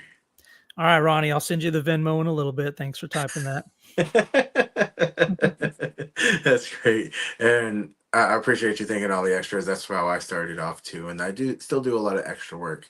And somebody explained it this way: the world would be funny in the movies if you just see the main characters. There's nobody else around them. Yep, it's so true. It's so true. And so, But I really thank you for coming on. I know you're a super busy man, and I thank you again. We, here at us, you are independent, which is very within our wheelhouse for who we like to promote on the show. Vindicationseries.com. And then for all actors who are interested in getting in, wanting to move up as well, and just actors in general, actorsbay.io or actorbay.io. I said it wrong the first time too. Yeah. And it's a great breakdown service. I already have my profile up. I haven't done my video yet, but I'm working on that. That's awesome. Yeah, we haven't released the full what I described earlier. That hasn't launched just yet because the thing's just about a month old. Man, when that happens, it's going to get really fun out there because you're not only going to be taping stuff, you'll be watching other people's as well and deciding and scoring. And yeah, it's gonna be exciting when it kicks off. Awesome. I've already been giving out kudos, and people are giving out kudos to me as well. Just people are like, "Hey, are you on here?" We're trying to find each other. That's awesome. Yeah, I love it. I love it. It's only going to grow, and it's going to be a really cool place. Not a place that nickel and dimes you to death and is a pit of disappointment and outdated technology. Mm. And so, thank you very much for coming on, Jarod. I'm gonna let you have a good night, and thank you very much. All right, man. Look forward to seeing you again in person. All right, sometime. Yes, sir. Same here. Yeah. All right. Bye. All right, bye. And so we'd like to thank Jarod. Jarod, thank you very much for coming on to the show. It's been awesome, and I really thank you very much. So our next one, we actually had Jacob come back into the show. And so, we actually I want to put this on the screen right here too. Thank you, Ronnie.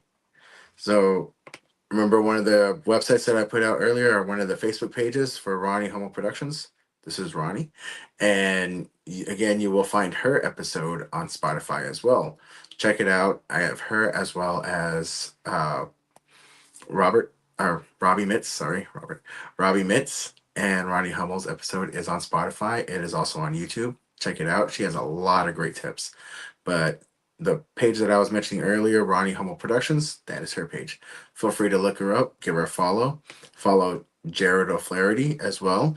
He is on Facebook. He's on Instagram as well. So are all his pages as well.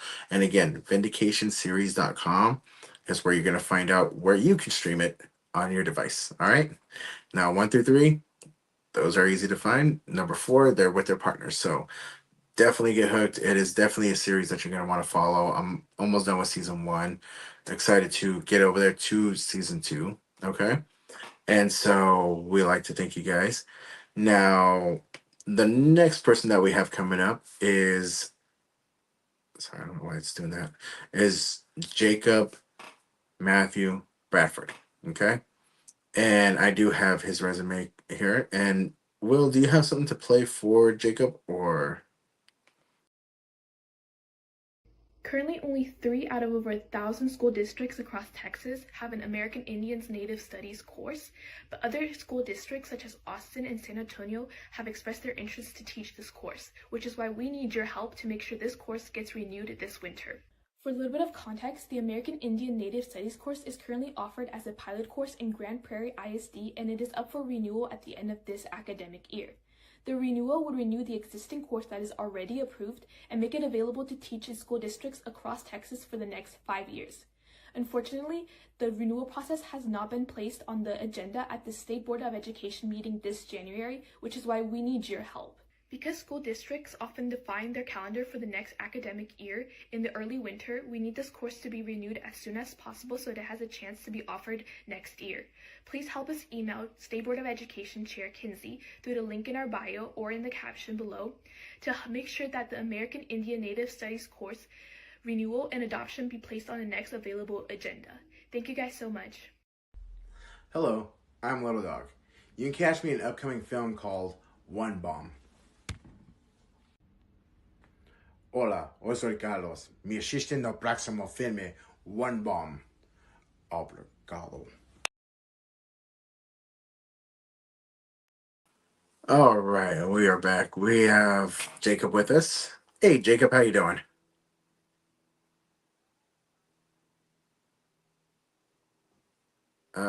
Can you hear me? Yeah, I can. Okay, there you go. How you doing, man? I'm okay. How about you? I'm doing all right. Thank you for joining us today. No problem. Thanks for having me. Not a problem. So I do see that I do have you pulled up right over here, and you've been in a lot of projects, man. How long have you been in the entertainment industry? Well, I've been acting since I was 10, um, total. But I haven't done film and television stuff all that long. I'm relatively new to it. I started that about 3 years ago. So I'm Nice. relatively new. Okay. Yeah, that's I'm about to be going on 2 years in film. And so almost 2 years. I think it's March. The beginning week of March will be my 2 year mark. And so it's very exhilarating. It's a great industry to be in. I really like it, to be honest. But for our viewers who are watching who don't know you, quick, can you give us a quick, I guess, introduction to to yourself? Sorry, and your background. Sure. So I've grown up in the Midwest. I live about an hour from Indianapolis, Indiana. Born and raised that area. Grew up doing community theater. Did high school, junior high productions. Still involved in community theater. That's kind of been a passion of mine for a really great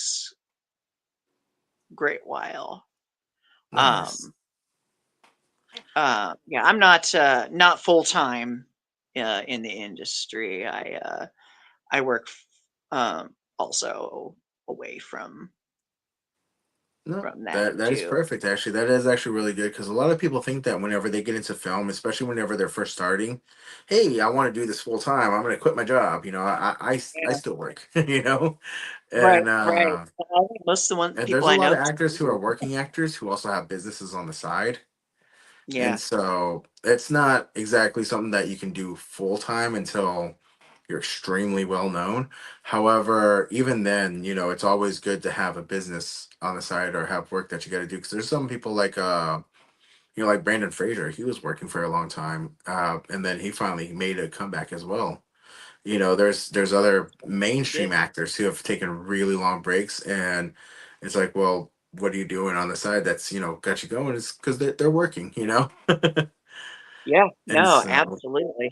And it's hard stuff sometimes. So I get kind of even if you need to press pause once in a while. I've told people that I've done that with community theater too. Like if I am ever in a spot where, hey, I'm feeling a little restless or it's a little too much and I need to, take a break for a little while, then I do it. nice. Now, Yeah. how what kind of differences is there between, would you say, between theater and working film? Wow. So that actually something that was quite a lot to get used to. So with theater, it's like you spend more time, I guess, or at least I have. I mean, because I've not done a lot of major film projects or anything, but with community theater, you go and you audition and you're part of a production for 8 weeks, 8 to 10 weeks. You're there a couple nights a week, sometimes every night. Um, and memorization is probably the biggest difference because you have to memorize your stuff. Um, and you're on stage. If you mess up, you have to ad lib. And then with film, it's just wild because like you don't necessarily have to know it as well. They can re re-record. But And then but I've also scenes heard. take longer. I was really amazed at how long, just those few minutes scenes that we see like on television and stuff actually take to film. Yeah, it's so many takes, right? It's like, all Yeah, right, back to start. Let's do it again yeah, until they get yeah, the right one that they absolutely. like. Yeah, And absolutely. I've seen some plays too, and I'm like, man, there are some of those people that are they seem like they're on stage the entire time. And it's like, man, you Yeah. have all of that memorized. That is Uh-huh. insane. Yeah. Yeah. That's hard. It really is. And the best way to kind of memorize that stuff is just you just keep going, rehearse, rehearse, rehearse. Do you have any techniques other than outside of that that help you out with memorization? Like maybe uh, writing them down, or like, because one of the techniques that I use is I read the script and then I write it down in my own handwriting and I say each word whenever I'm writing it down. And this is a technique that I picked up from somebody else. And then after I get used to that, and I've done it a couple of times because it takes me a couple of times, I go through and I write the first letter of each word. And I say the word again Oh, as I'm writing down the first letter. And then I look at the letters and I try to remember the script just off of that alone. And eventually I'm able to do it without holding on to to any sheets. yeah. And So for so, me,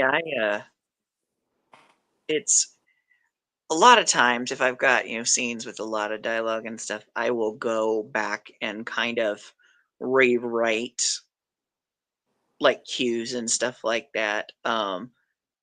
Almost like a Cliff Notes version, if I've got a scene where, me and the person opposite of me are conversing, quite a bit, then I'll, write down, kind of summarize the line.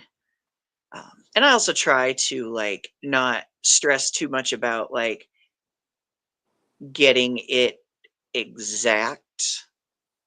I mean, you try to get it as close as possible, because mhm. I've been in production before where they've been like, the playwright could show up to the show and we need to get it like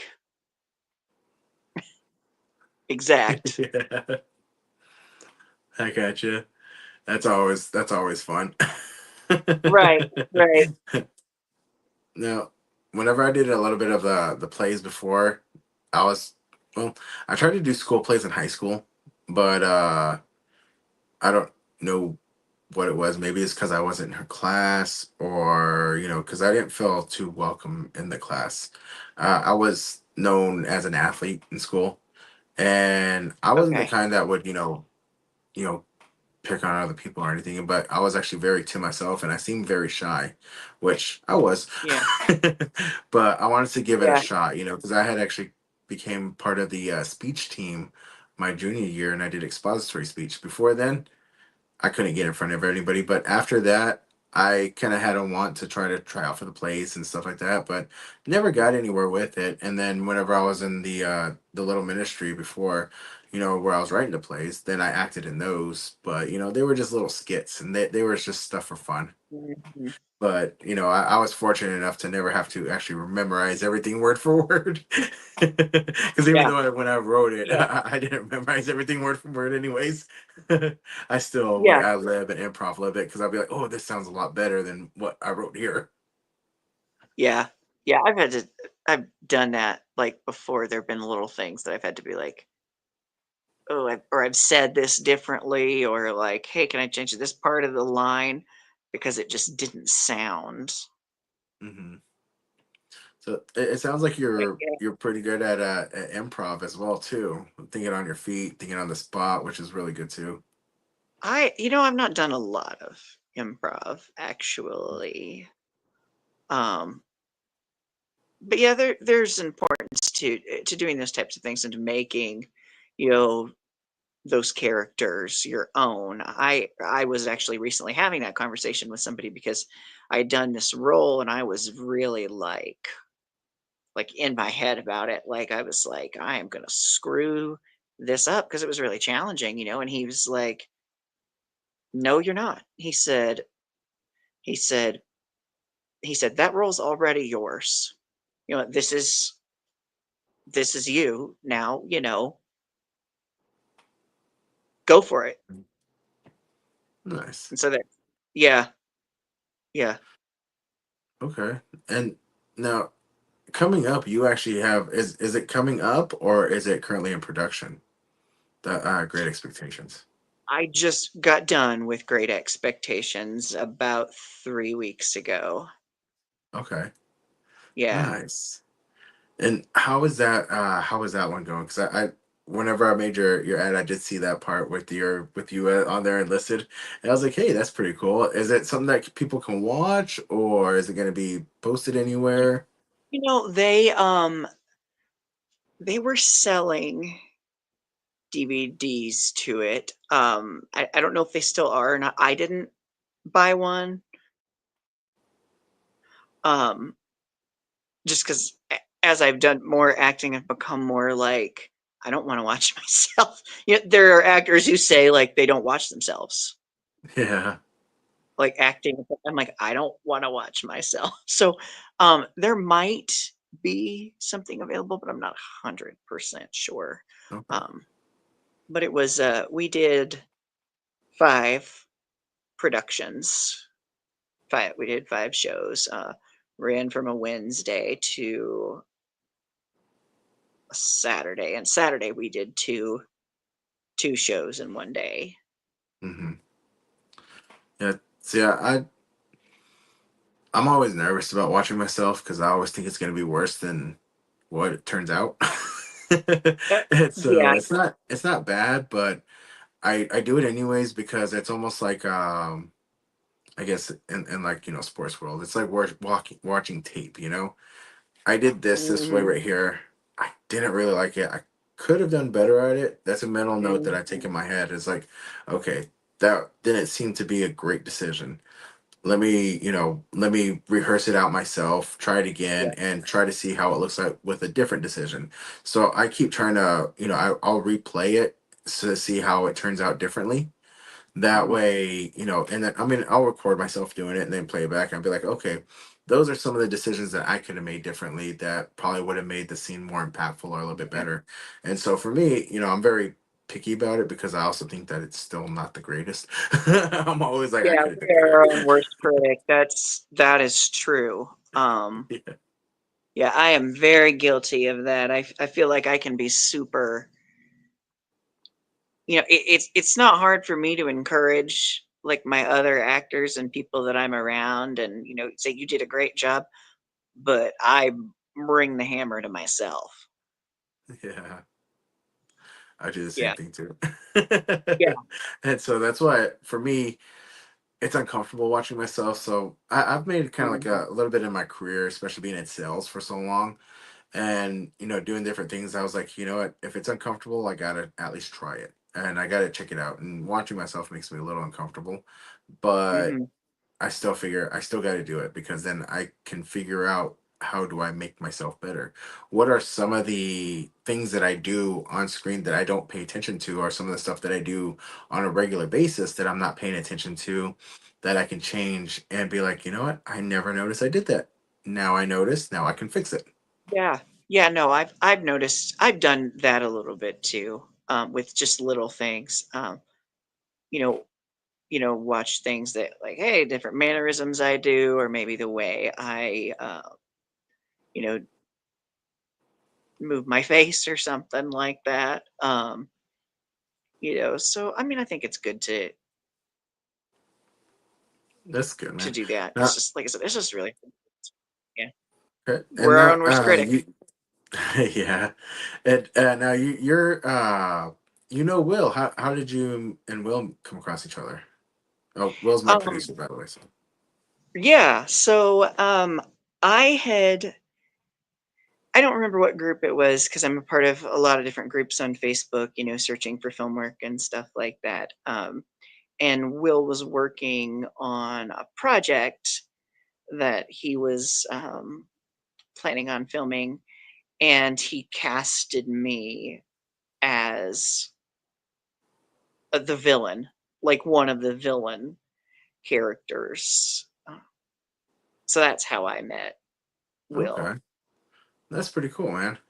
Yeah.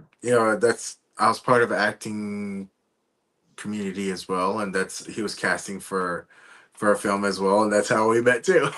Yeah. Yeah. Yeah. And so it's a pretty cool guy though, and Yeah. so we just kind of stuck around, and then he had this other podcast that was going on, And Will said it was the same film. So we were Yeah, we were cast in the same film. I That's guess great. we were. It's yeah, no, that goes to show, I mean, just how all that stuff sometimes runs It's about together, making you know? ties. Yeah. It's Right? about making ties, and networking with different people, because you never Absolutely. know what doors could open Absolutely. for you. You know. Absolutely. I know that's I've realized how strong that is. Not just in a lot of different aspects of life, but yeah, no, uh I've been fortunate enough to have those sort of Uh, things too. yeah. Is that how you got onto? So, because I was going to ask you, how did you get into some of the film? Was it somebody who saw a play that you were in and liked it, or somebody that you networked with or acted with? Yeah, actually. So I don't remember exactly what it was or what possessed me to do it, but I had I had looked into like background work, like extra work for film and stuff like that, and I had seen like a couple things, and it was August of it was almost 3 years ago. In August, I was uh, I was kind of in a rough spot. I had just lost my job, and I was just looking. I mean, I was applying for things and whatnot, and I got like a message from one of the guys that I had spoken with about being an extra, and he said, "So we've got this part coming up. We're going to be filming on Saturday. It's going to be at this girl's house. We're at the lake, and we were supposed to have this guy come in, and he couldn't because of this." And I was like, "I'll do it. I'll do it." Okay. And so I went and did 2 scenes that day, and it was great because, like, there were a lot of people there, and we all, I didn't know them, but they were super welcoming. I'm getting friends requests from them on Facebook afterwards, and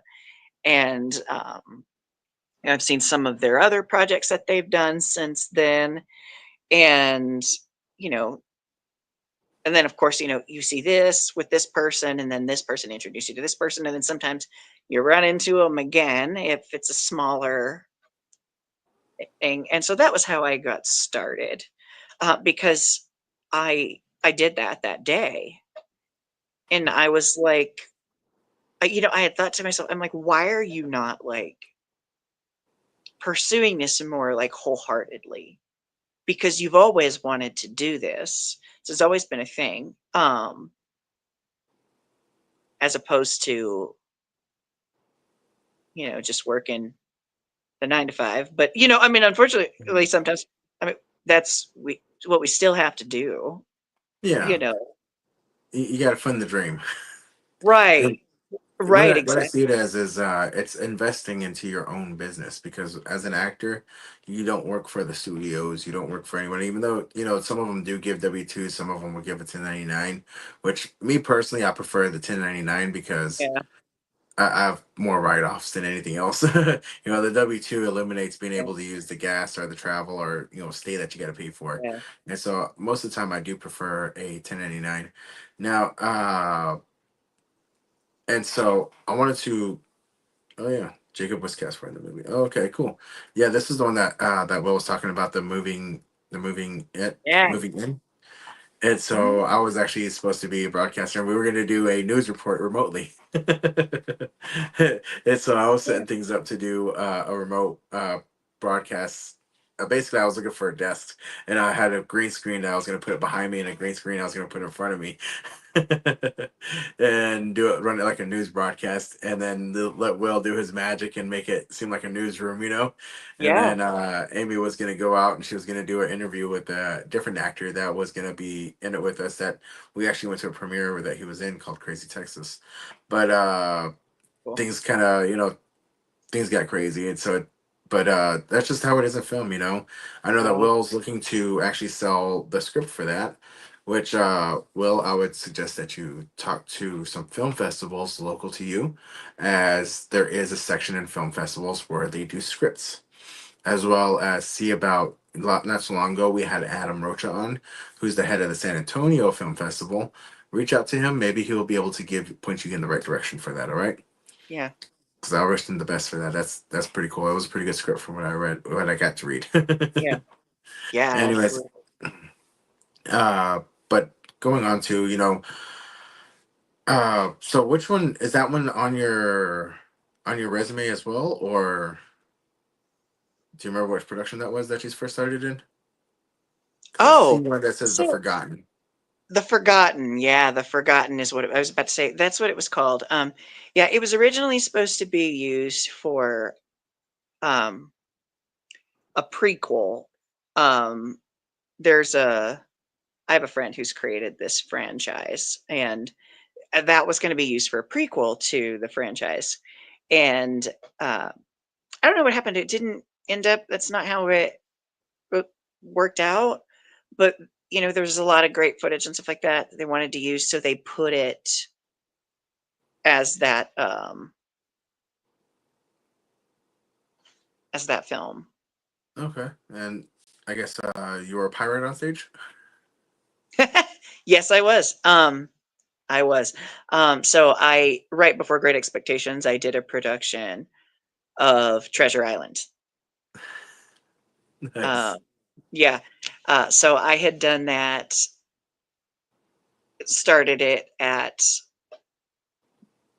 the beginning of, it was about midsummer. So there was one theater that I was a part of most of my community theater time.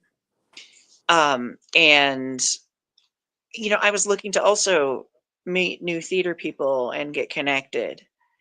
And I had followed this group not far from my house that had auditions and things, and I hadn't seen anything for a while, and I saw an advertisement to Treasure Island. And so I went to the audition, got casted, worked on that for 3 months, and we did that back in October. Yeah, it was my first play with that group, and it was just like it was an amazing experience. Um, and it wasn't like I had done plenty of productions like it, as far as I've had roles like it, Mm-hmm. the same amount of lines, character like challenges and stuff. Yeah. But that show really got me to like really examine myself, because I was thinking about how I've always been really hard on myself about that sort of thing, Mm-hmm. and so I got to really, really reflect with that and kind of, learn about, finding my own worth, like not just as an actor, but as a human. Yeah. And, so that motivated me to do that. So that show's always going to have a spot in my heart. That's cool. Now, Yeah. I know I didn't ask about this before, and you're not expecting it, and if not, it's okay. Can we hear your pirate? Do what? Can we hear your pirate? I didn't do it very well. I don't feel No. like. Okay. No, it was Well, just I know like you that. said that you're your biggest critic. You don't like watching yourself, so I I had was to. just it was just No, it curious. was almost like talking with like an Irish accent or something like that. Um, That's cool, and so man. that was kind of challenging. Yeah, I don't feel like I did Oh it yeah. very well. I know that always working with another accent is definitely a difficult thing. I'm currently Mhm. trying to learn Portuguese for a role, Oh, really? and Brazilian Portuguese, Yeah. and it is a bit different because I'm watching a whole bunch of videos of interviews with the Gracies, you know, because I'm familiar with them. A couple of Portuguese movies I'm trying to watch to try to get the dialect down. I'm watching YouTube teachers, you know, try to teach the dialect, try to Mhm. teach the language, and it keeps coming off sounding a bit like Spanish, as you couldn't hear earlier. But you know, I'm not speaking Spanish, and even the Yeah. words I'm saying they're not Spanish. It's Portuguese, Yeah, and mine just so sounded like Scottish. Like it was supposed I tried to be they gave us a whole like lesson on the different types of like I guess different types of pirate you could talk and whatnot. And depending on like, well, they're from this area, they would do and I was like, you know, um, yeah, trying not to sound Scottish. And then I had to do for Great Expectations, I had to sound kind of like slimy. That's how I was told to sound. So I had this yeah. accent. So that was it was supposed to be slimy and raspy. And so that was Oh wow. kind of challenging. And You you're know, still doing it all live, which is very difficult. yeah, yeah, And so, absolutely. I mean, big props on that. You know, I can get up and I can do speeches, but I'm not. Well, I'm acting, but I'm not acting. I'm acting like But me yeah, giving a props to speech. you for that, because And I can't do it but now. whenever it comes to performing on a stage, like karaoke, we started doing karaoke. I'm doing karaoke now because it makes me extremely uncomfortable. And like I said, I love, I'm not very secure with my love it. singing voice, so Yeah. I'm told that it's good, but I don't sound good to me.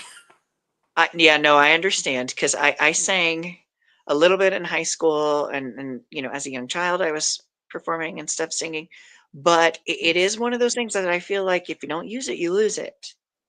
So, I don't sing really anymore, and I don't think I sound that great. I'm sure if I trained, Mhm. did some work, I'm sure it'd be okay. Yeah, same But here. like, But for right now, yeah, I sound perfect for the shower. right, right. Yeah, no, exactly. No, yeah, karaoke is about probably the only time I would sing. Nice. Now, whenever you were doing it, because I know that you said that you grew up in high school and middle school, you did the stage acting. For film, did you have to do any training, or are you looking into? Is there any training that you look into, or anything like that for the transition over? Because I know that there is a bit of a transition, like you say, you know, when you don't have to worry about if like Yeah, in live, if you mess up on stage, you kind of got to roll with it and get back on yeah. course. Versus film, they say cut, you know. Yeah. I actually have not had to do anything with an accent for film yet. Nice. Um, Now I did an audition a couple of years ago for this part that I actually turned down. Um, I did this. It was in this guy. I was playing this guy, and he was supposed to be like the scene setup was like he had this lady like tied up, Mhm. and he's kind of taunting her a little bit, and I I did it. I read the scene. Um, and I don't remember if I sent it to them and they wanted me to send another one or what, but somehow I ended up I read it with like a southern accent, you know, just because it sounded good. Because I hated my voice, so I was like, okay, I'm gonna try this with an accent, play around with it. And they sent me an email saying they loved the accent and wanted me to play this part. Um, but then as I read the script, the part, just the content, I was not comfortable playing. And Mhm. so I was like, I'm going to have to turn this down. No, I understand. Sometimes it's outside genre. So what some Yeah. people don't know is that you don't have to accept every role that comes your direction. I mean, it's good to get experience and it's good to get the footage for like a reel and actor's reel. However, if you have different stuff that's kind of not a that's kind of a turn off for you, then that can also affect your character. And whenever you're doing that right there, that part's just um not going to be believable like it should be. So that was a very smart move, in my opinion. So And I feel like I probably could have pulled it off, but it was just not something I was comfortable playing. mhm, The nice. content was really dark, and I'm not opposed to just trying something edgy, but like, sometimes it's like, yeah. Nice. Oh, I get it.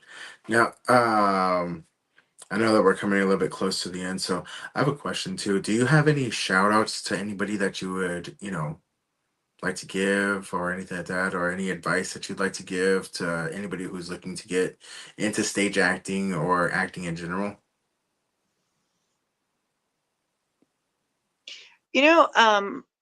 I feel like it's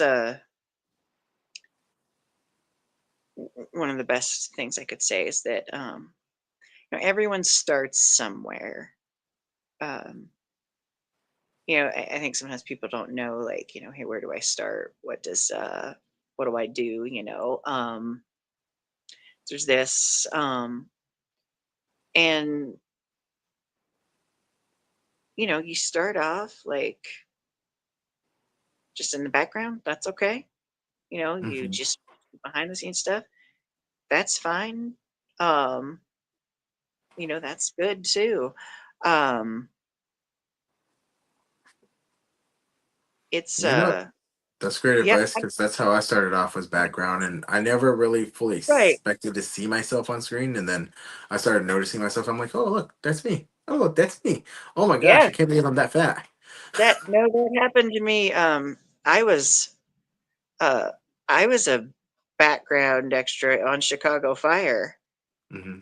And when I had some people, they knew I was doing it, um, but I didn't like say anything about it on social media or anything like that because I was like, I'm not going to advertise myself that I'm in the background of Chicago Fire. I just Hmm. wasn't gonna do it. And um, when when the episode aired, I had someone, I had a relative blast it on social media, and e- when the episode came on, everyone saw me. Like I was right there, like in the front, like very noticeable, like you had said, and I'm like, oh, wow.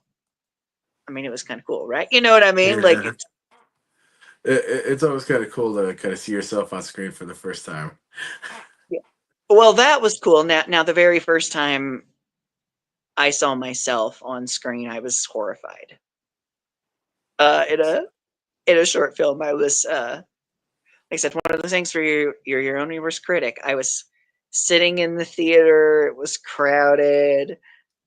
I looked up, saw myself on screen, and just felt like, oh no. Like, yeah, once the show was over, I'm like, all right, I'll see you guys later. Nice. Yeah. Well, Matt, do you have any other projects that are coming up that people can catch you in, or something that's about to be released, or Uh, any of the films on where we can watch them at? yeah. So most of the stuff that I've done it's been on YouTube. Um, that's where mine has started out at. I'm supposed to film a project this month. You know how those things are, they get delayed sometimes. Yeah. Just auditioning is what I'm doing. The I did the two plays kind of back to back, so kind of taking a little break from that for a while, but hopefully something here soon. So it's Okay. just auditioning. you know. Okay. I would like to play. I mean, if we could, I would like to play a clip of Yeah. the YouTube video if we can. Not too long, but I'm gonna go ahead and do it after we have your conclusion. Okay, if Okay, you don't cool. mind. That way Yeah, we no. have something for you to show for you because I didn't know if we had anything that we could show beforehand, and I know that we finally figured out that we could screen share. And Yeah. so as time goes on, we figure out more and more with the software, which is kind of cool. Right. Right. I'm gonna tell Will to find a clip of you so that way we can play it. All right. Because we like to play up to about a minute or so, you know. That's why we asked, you know, do you have any kind of any reels which you can use, like, you know, do you have an acting reel? By the I way? do not actually. You're not? Okay. No, That no. would be something to as you move up in your Yeah. career, definitely gonna want to look into an acting reel and headshots. Do you have to have headshots for stage acting? No, they come and every show that I've been in, someone comes and takes a headshot. The photographer will come in and take one. But I have had some done before. Okay. I know that, especially like in acting too. Whenever you do like the other stuff, like because I know that I think I've seen some acting jobs on my casting file up in your area, and a lot of times what I use those for is I use them for networking. You know, it's background, but I network because I've met actors who are now putting me in their movies this year. You know, not everybody in the background is only background. There are a lot of writers, directors, producers that are doing that, just trying to fund their own dreams to make it happen. As well as some of them are doing their own research where they're like, okay, I'm paying attention to how the crew is run, how the directors run. That way I get it in my mind, okay, this is what I I need to enjoy do to that. make Oh, my I film enjoy great. that. You What's know, that? I enjoy that. I mean, I enjoy seeing people do what they're passionate about, you know, whether that's the makeup, whether it's the costumes or directing. It's wonderful to see people in their element and having their dreams come true. It's Oh, okay. Oh, that was the other thing I wanted to bring up too. You were a PA on set as well, right? For a couple of yeah, projects? I was. Yeah, that was fun too. I was a PA for a film called Stalker Jane in Cleveland, which was really, really fun to do. Just went up there for the day. You know, got to see all those people work. Nice. And then, I was an assistant to the camera for a small project um, up near, it wasn't Cleveland, but it's close. It was Akron, near Akron, Okay. Ohio. And it was just a small project, but you know, a lot of fun. Yeah. Cool to do that stuff. Kind of cool to do that stuff too. Okay. If given the opportunity, I mean, would you be okay with doing some more PA work? 'Cause I know that there are some PA jobs that pay a lot, Absolutely. and they'll pay for you to travel out there to do them as well. Absolutely. I'm someone who I mean I love going to new places and seeing those new things. So getting to do that and to like, you know, connect with people and be a part of those communities, that's always great too. Okay. Well, I'm going to share this up so that way our Yeah. viewers can also know this as well.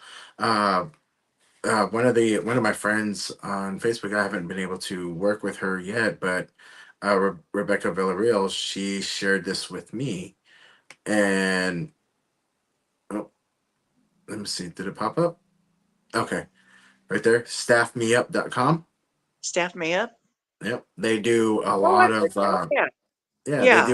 they Got some staff up for the shows, so like PAs, Yeah. uh you know, directors. I've seen some for grip. I've seen jobs for camera as well on there. So, you know, that's definitely a site that'll be good. It's free to make a profile on there too, and they'll help out with making the to getting you staffed in some of the productions Yeah. and getting your name out there. You know, that's what I plan on doing as well too. That's why I have one too, is because I want to work PAs on some of the sites Yeah. or on some of the shows, because all that does is expands my name even further, you know. Yes. And so one thing that we always say is to network. Networking is the biggest thing you can Networking do is in this very industry. important.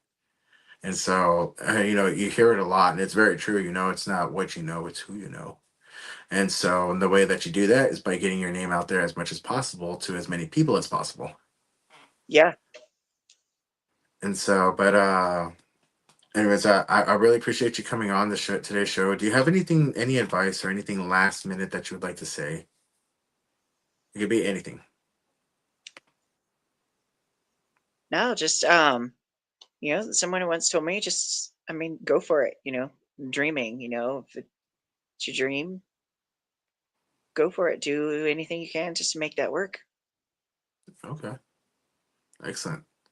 Well, thank you very much, and I always, appreciate you being a guest today. Okay. Yeah, thank you for having me. Yeah, no problem. You have a great night, and I know it's you guys are about an hour ahead of us. Y'all are in Pacific time, so thanks for jumping on super late. Thanks for We're having gonna me. show that clip, and then I'm gonna do a closeout. Okay, Will? All right. I believe he believes so.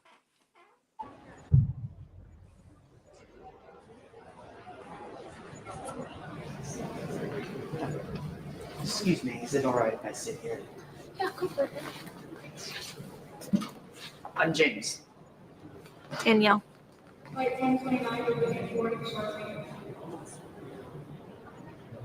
Is Denver your last stop? No, Minneapolis. I actually visit Denver a couple different times a year. It's kind of like a second home to me. Do you live in Minneapolis? I'm going to visit my sister. I like Minneapolis. I haven't been there for about 7 or 8 years. My band and I used to get gigs there a lot.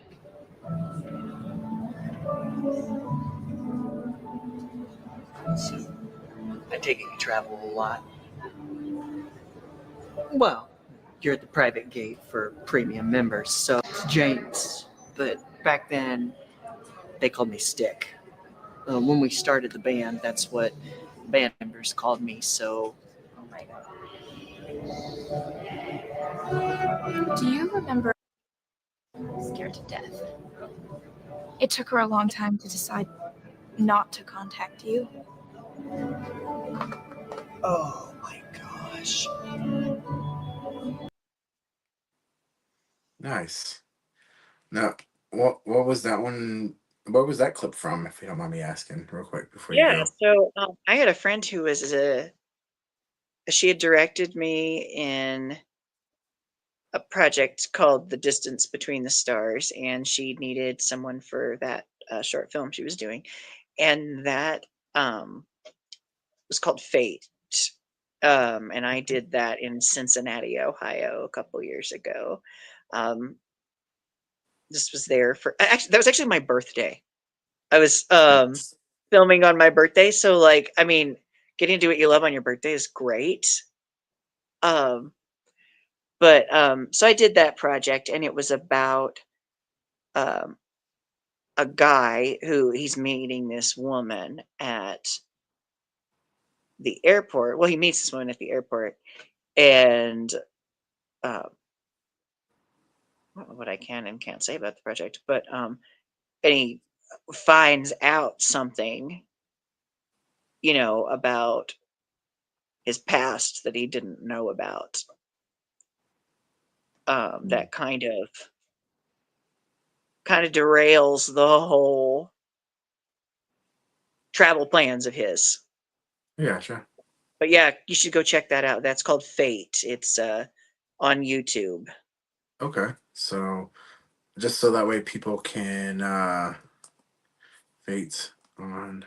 Oops, that's in the wrong one. Sorry.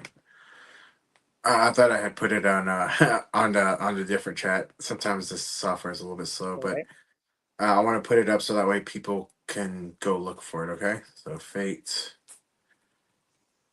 Is it under a certain production company or director? It's CC Vision. So it's like CECE Vision. Okay. That's Selena Reese. She's a very talented filmmaker. Okay. That way, whenever people look it up, they can go ahead and go to YouTube, check it out, watch the full clip. I always encourage everybody to watch the full thing, that anything that we post any clips of. And let me know if I got this right. Is that right? Sorry, I'm having trouble seeing. Oh, it's all right. Is it in the chat or? It should be on screen as we're talking. If you're watching the stream on on the pages, it's a little delayed. But if you look at your screen right here directly, right there, should be able to see it. I can see it. Okay, sorry, it is a bit of a small print, and Yeah. I know that we're using Yeah, our phones as it, and I actually have the benefit of having a laptop here, thanks to my parents. They got it to me for my birthday. I was using a Yeah. dinosaur before, and that was a pain in the butt. Now I've been able to actually start working on some things that I can edit, which I'm pretty excited about. So, anyway, Yeah, that's so awesome. if you go to YouTube, it is Fate, and it's on CC Vision. All right. Now, I really thank you for coming on. Thank I'm you. going to go into my closing notes, but if you gave a little bit of a shout out to the director here, anybody else you want to give shout outs to? No, I can't think of anybody specifically. All right, perfect. Thank you, and we hope to see you in a bunch of future projects coming up. Okay. All right. Thank you so much. All right. You have a wonderful night. Okay. Thank you. All right. Thank you. Thanks.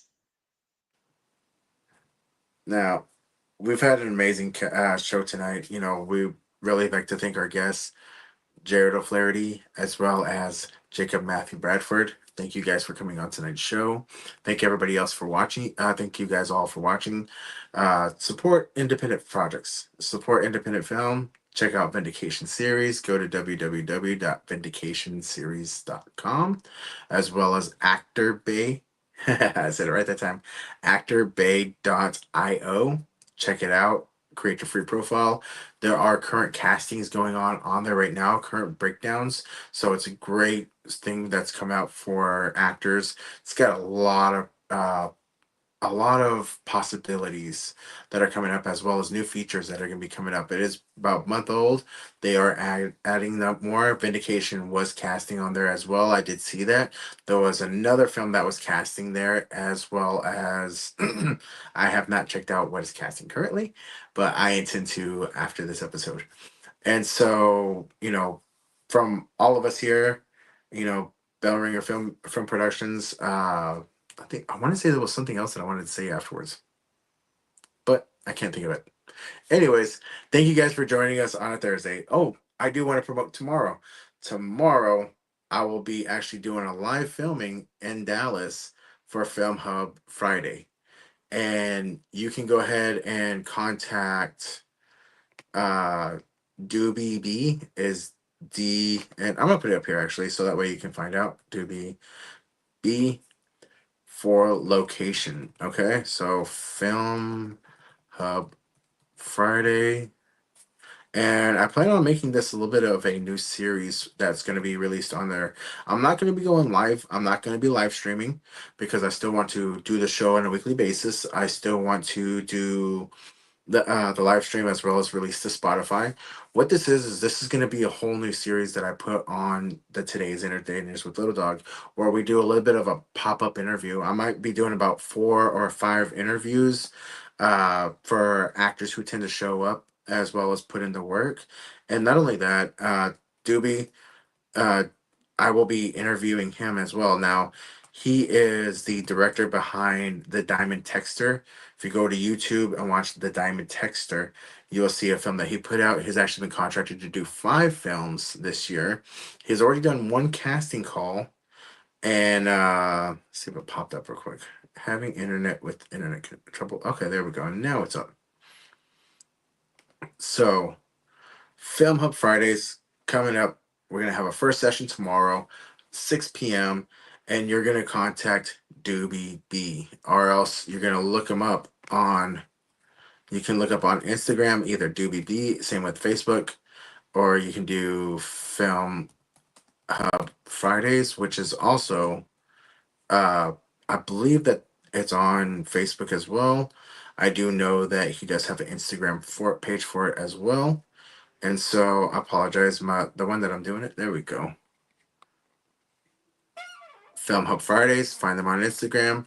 I'm going to be the guest this week as well. And so a special broadcast, I'm gonna be doing a couple of interviews. I'm gonna post them up on the page, and whenever things are coming up, whenever he does casting calls, the first thing that he looks towards is, Film Hub Fridays, people who are putting in the group, people who are showing up, who are willing to do the work as well as to network, because that's what we're all there for, is to network, get to know some of the other actors that are around us, get to know some filmmakers, and who knows, you may get put into a short film that day, because that's what Doobie likes to do on Film Hub Fridays, is he likes to make short films. I will be there tomorrow. We will not be live. However, we will be recording content. So it's going to be more or less little exclusive content that's going to be coming out. And I'm actually pretty excited about that. It's going to be edited and everything by the time we put it up. I may be using most of it for reels, so some real interviews to go in between our shows, so that way we have stuff to release in between show times as well. Just kind of some on the spot, maybe might title it a little bit different, Little Dog Sessions at Film Hub Fridays, or the Film Hub Fridays sessions, something like that.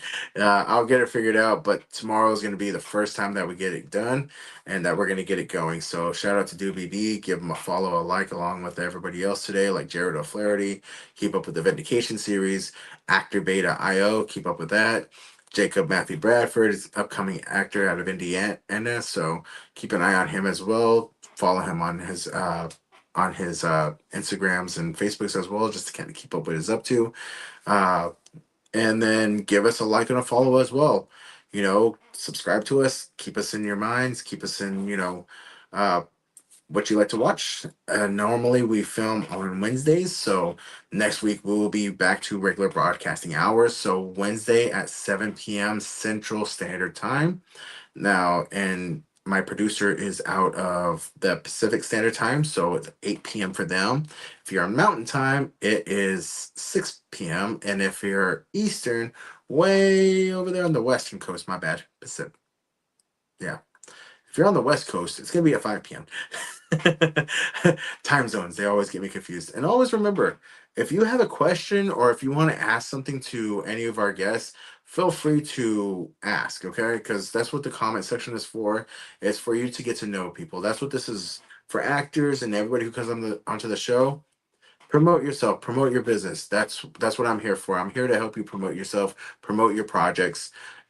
Do that and you're going to be good, because any opportunity that you get, especially as a new actor, getting your name out there and being able to promote and show people that, hey, I'm here too, because a lot of it is look, if you have a look, cool, they're going to like that. Skill and talent, that is important as well. It's very important. However, a lot of times, from a lot of the people that I've spoken to, they said, oh, it's a look, you have a look, I like your look, I'm going to use you, I'm going to be able to use you in a couple of different projects.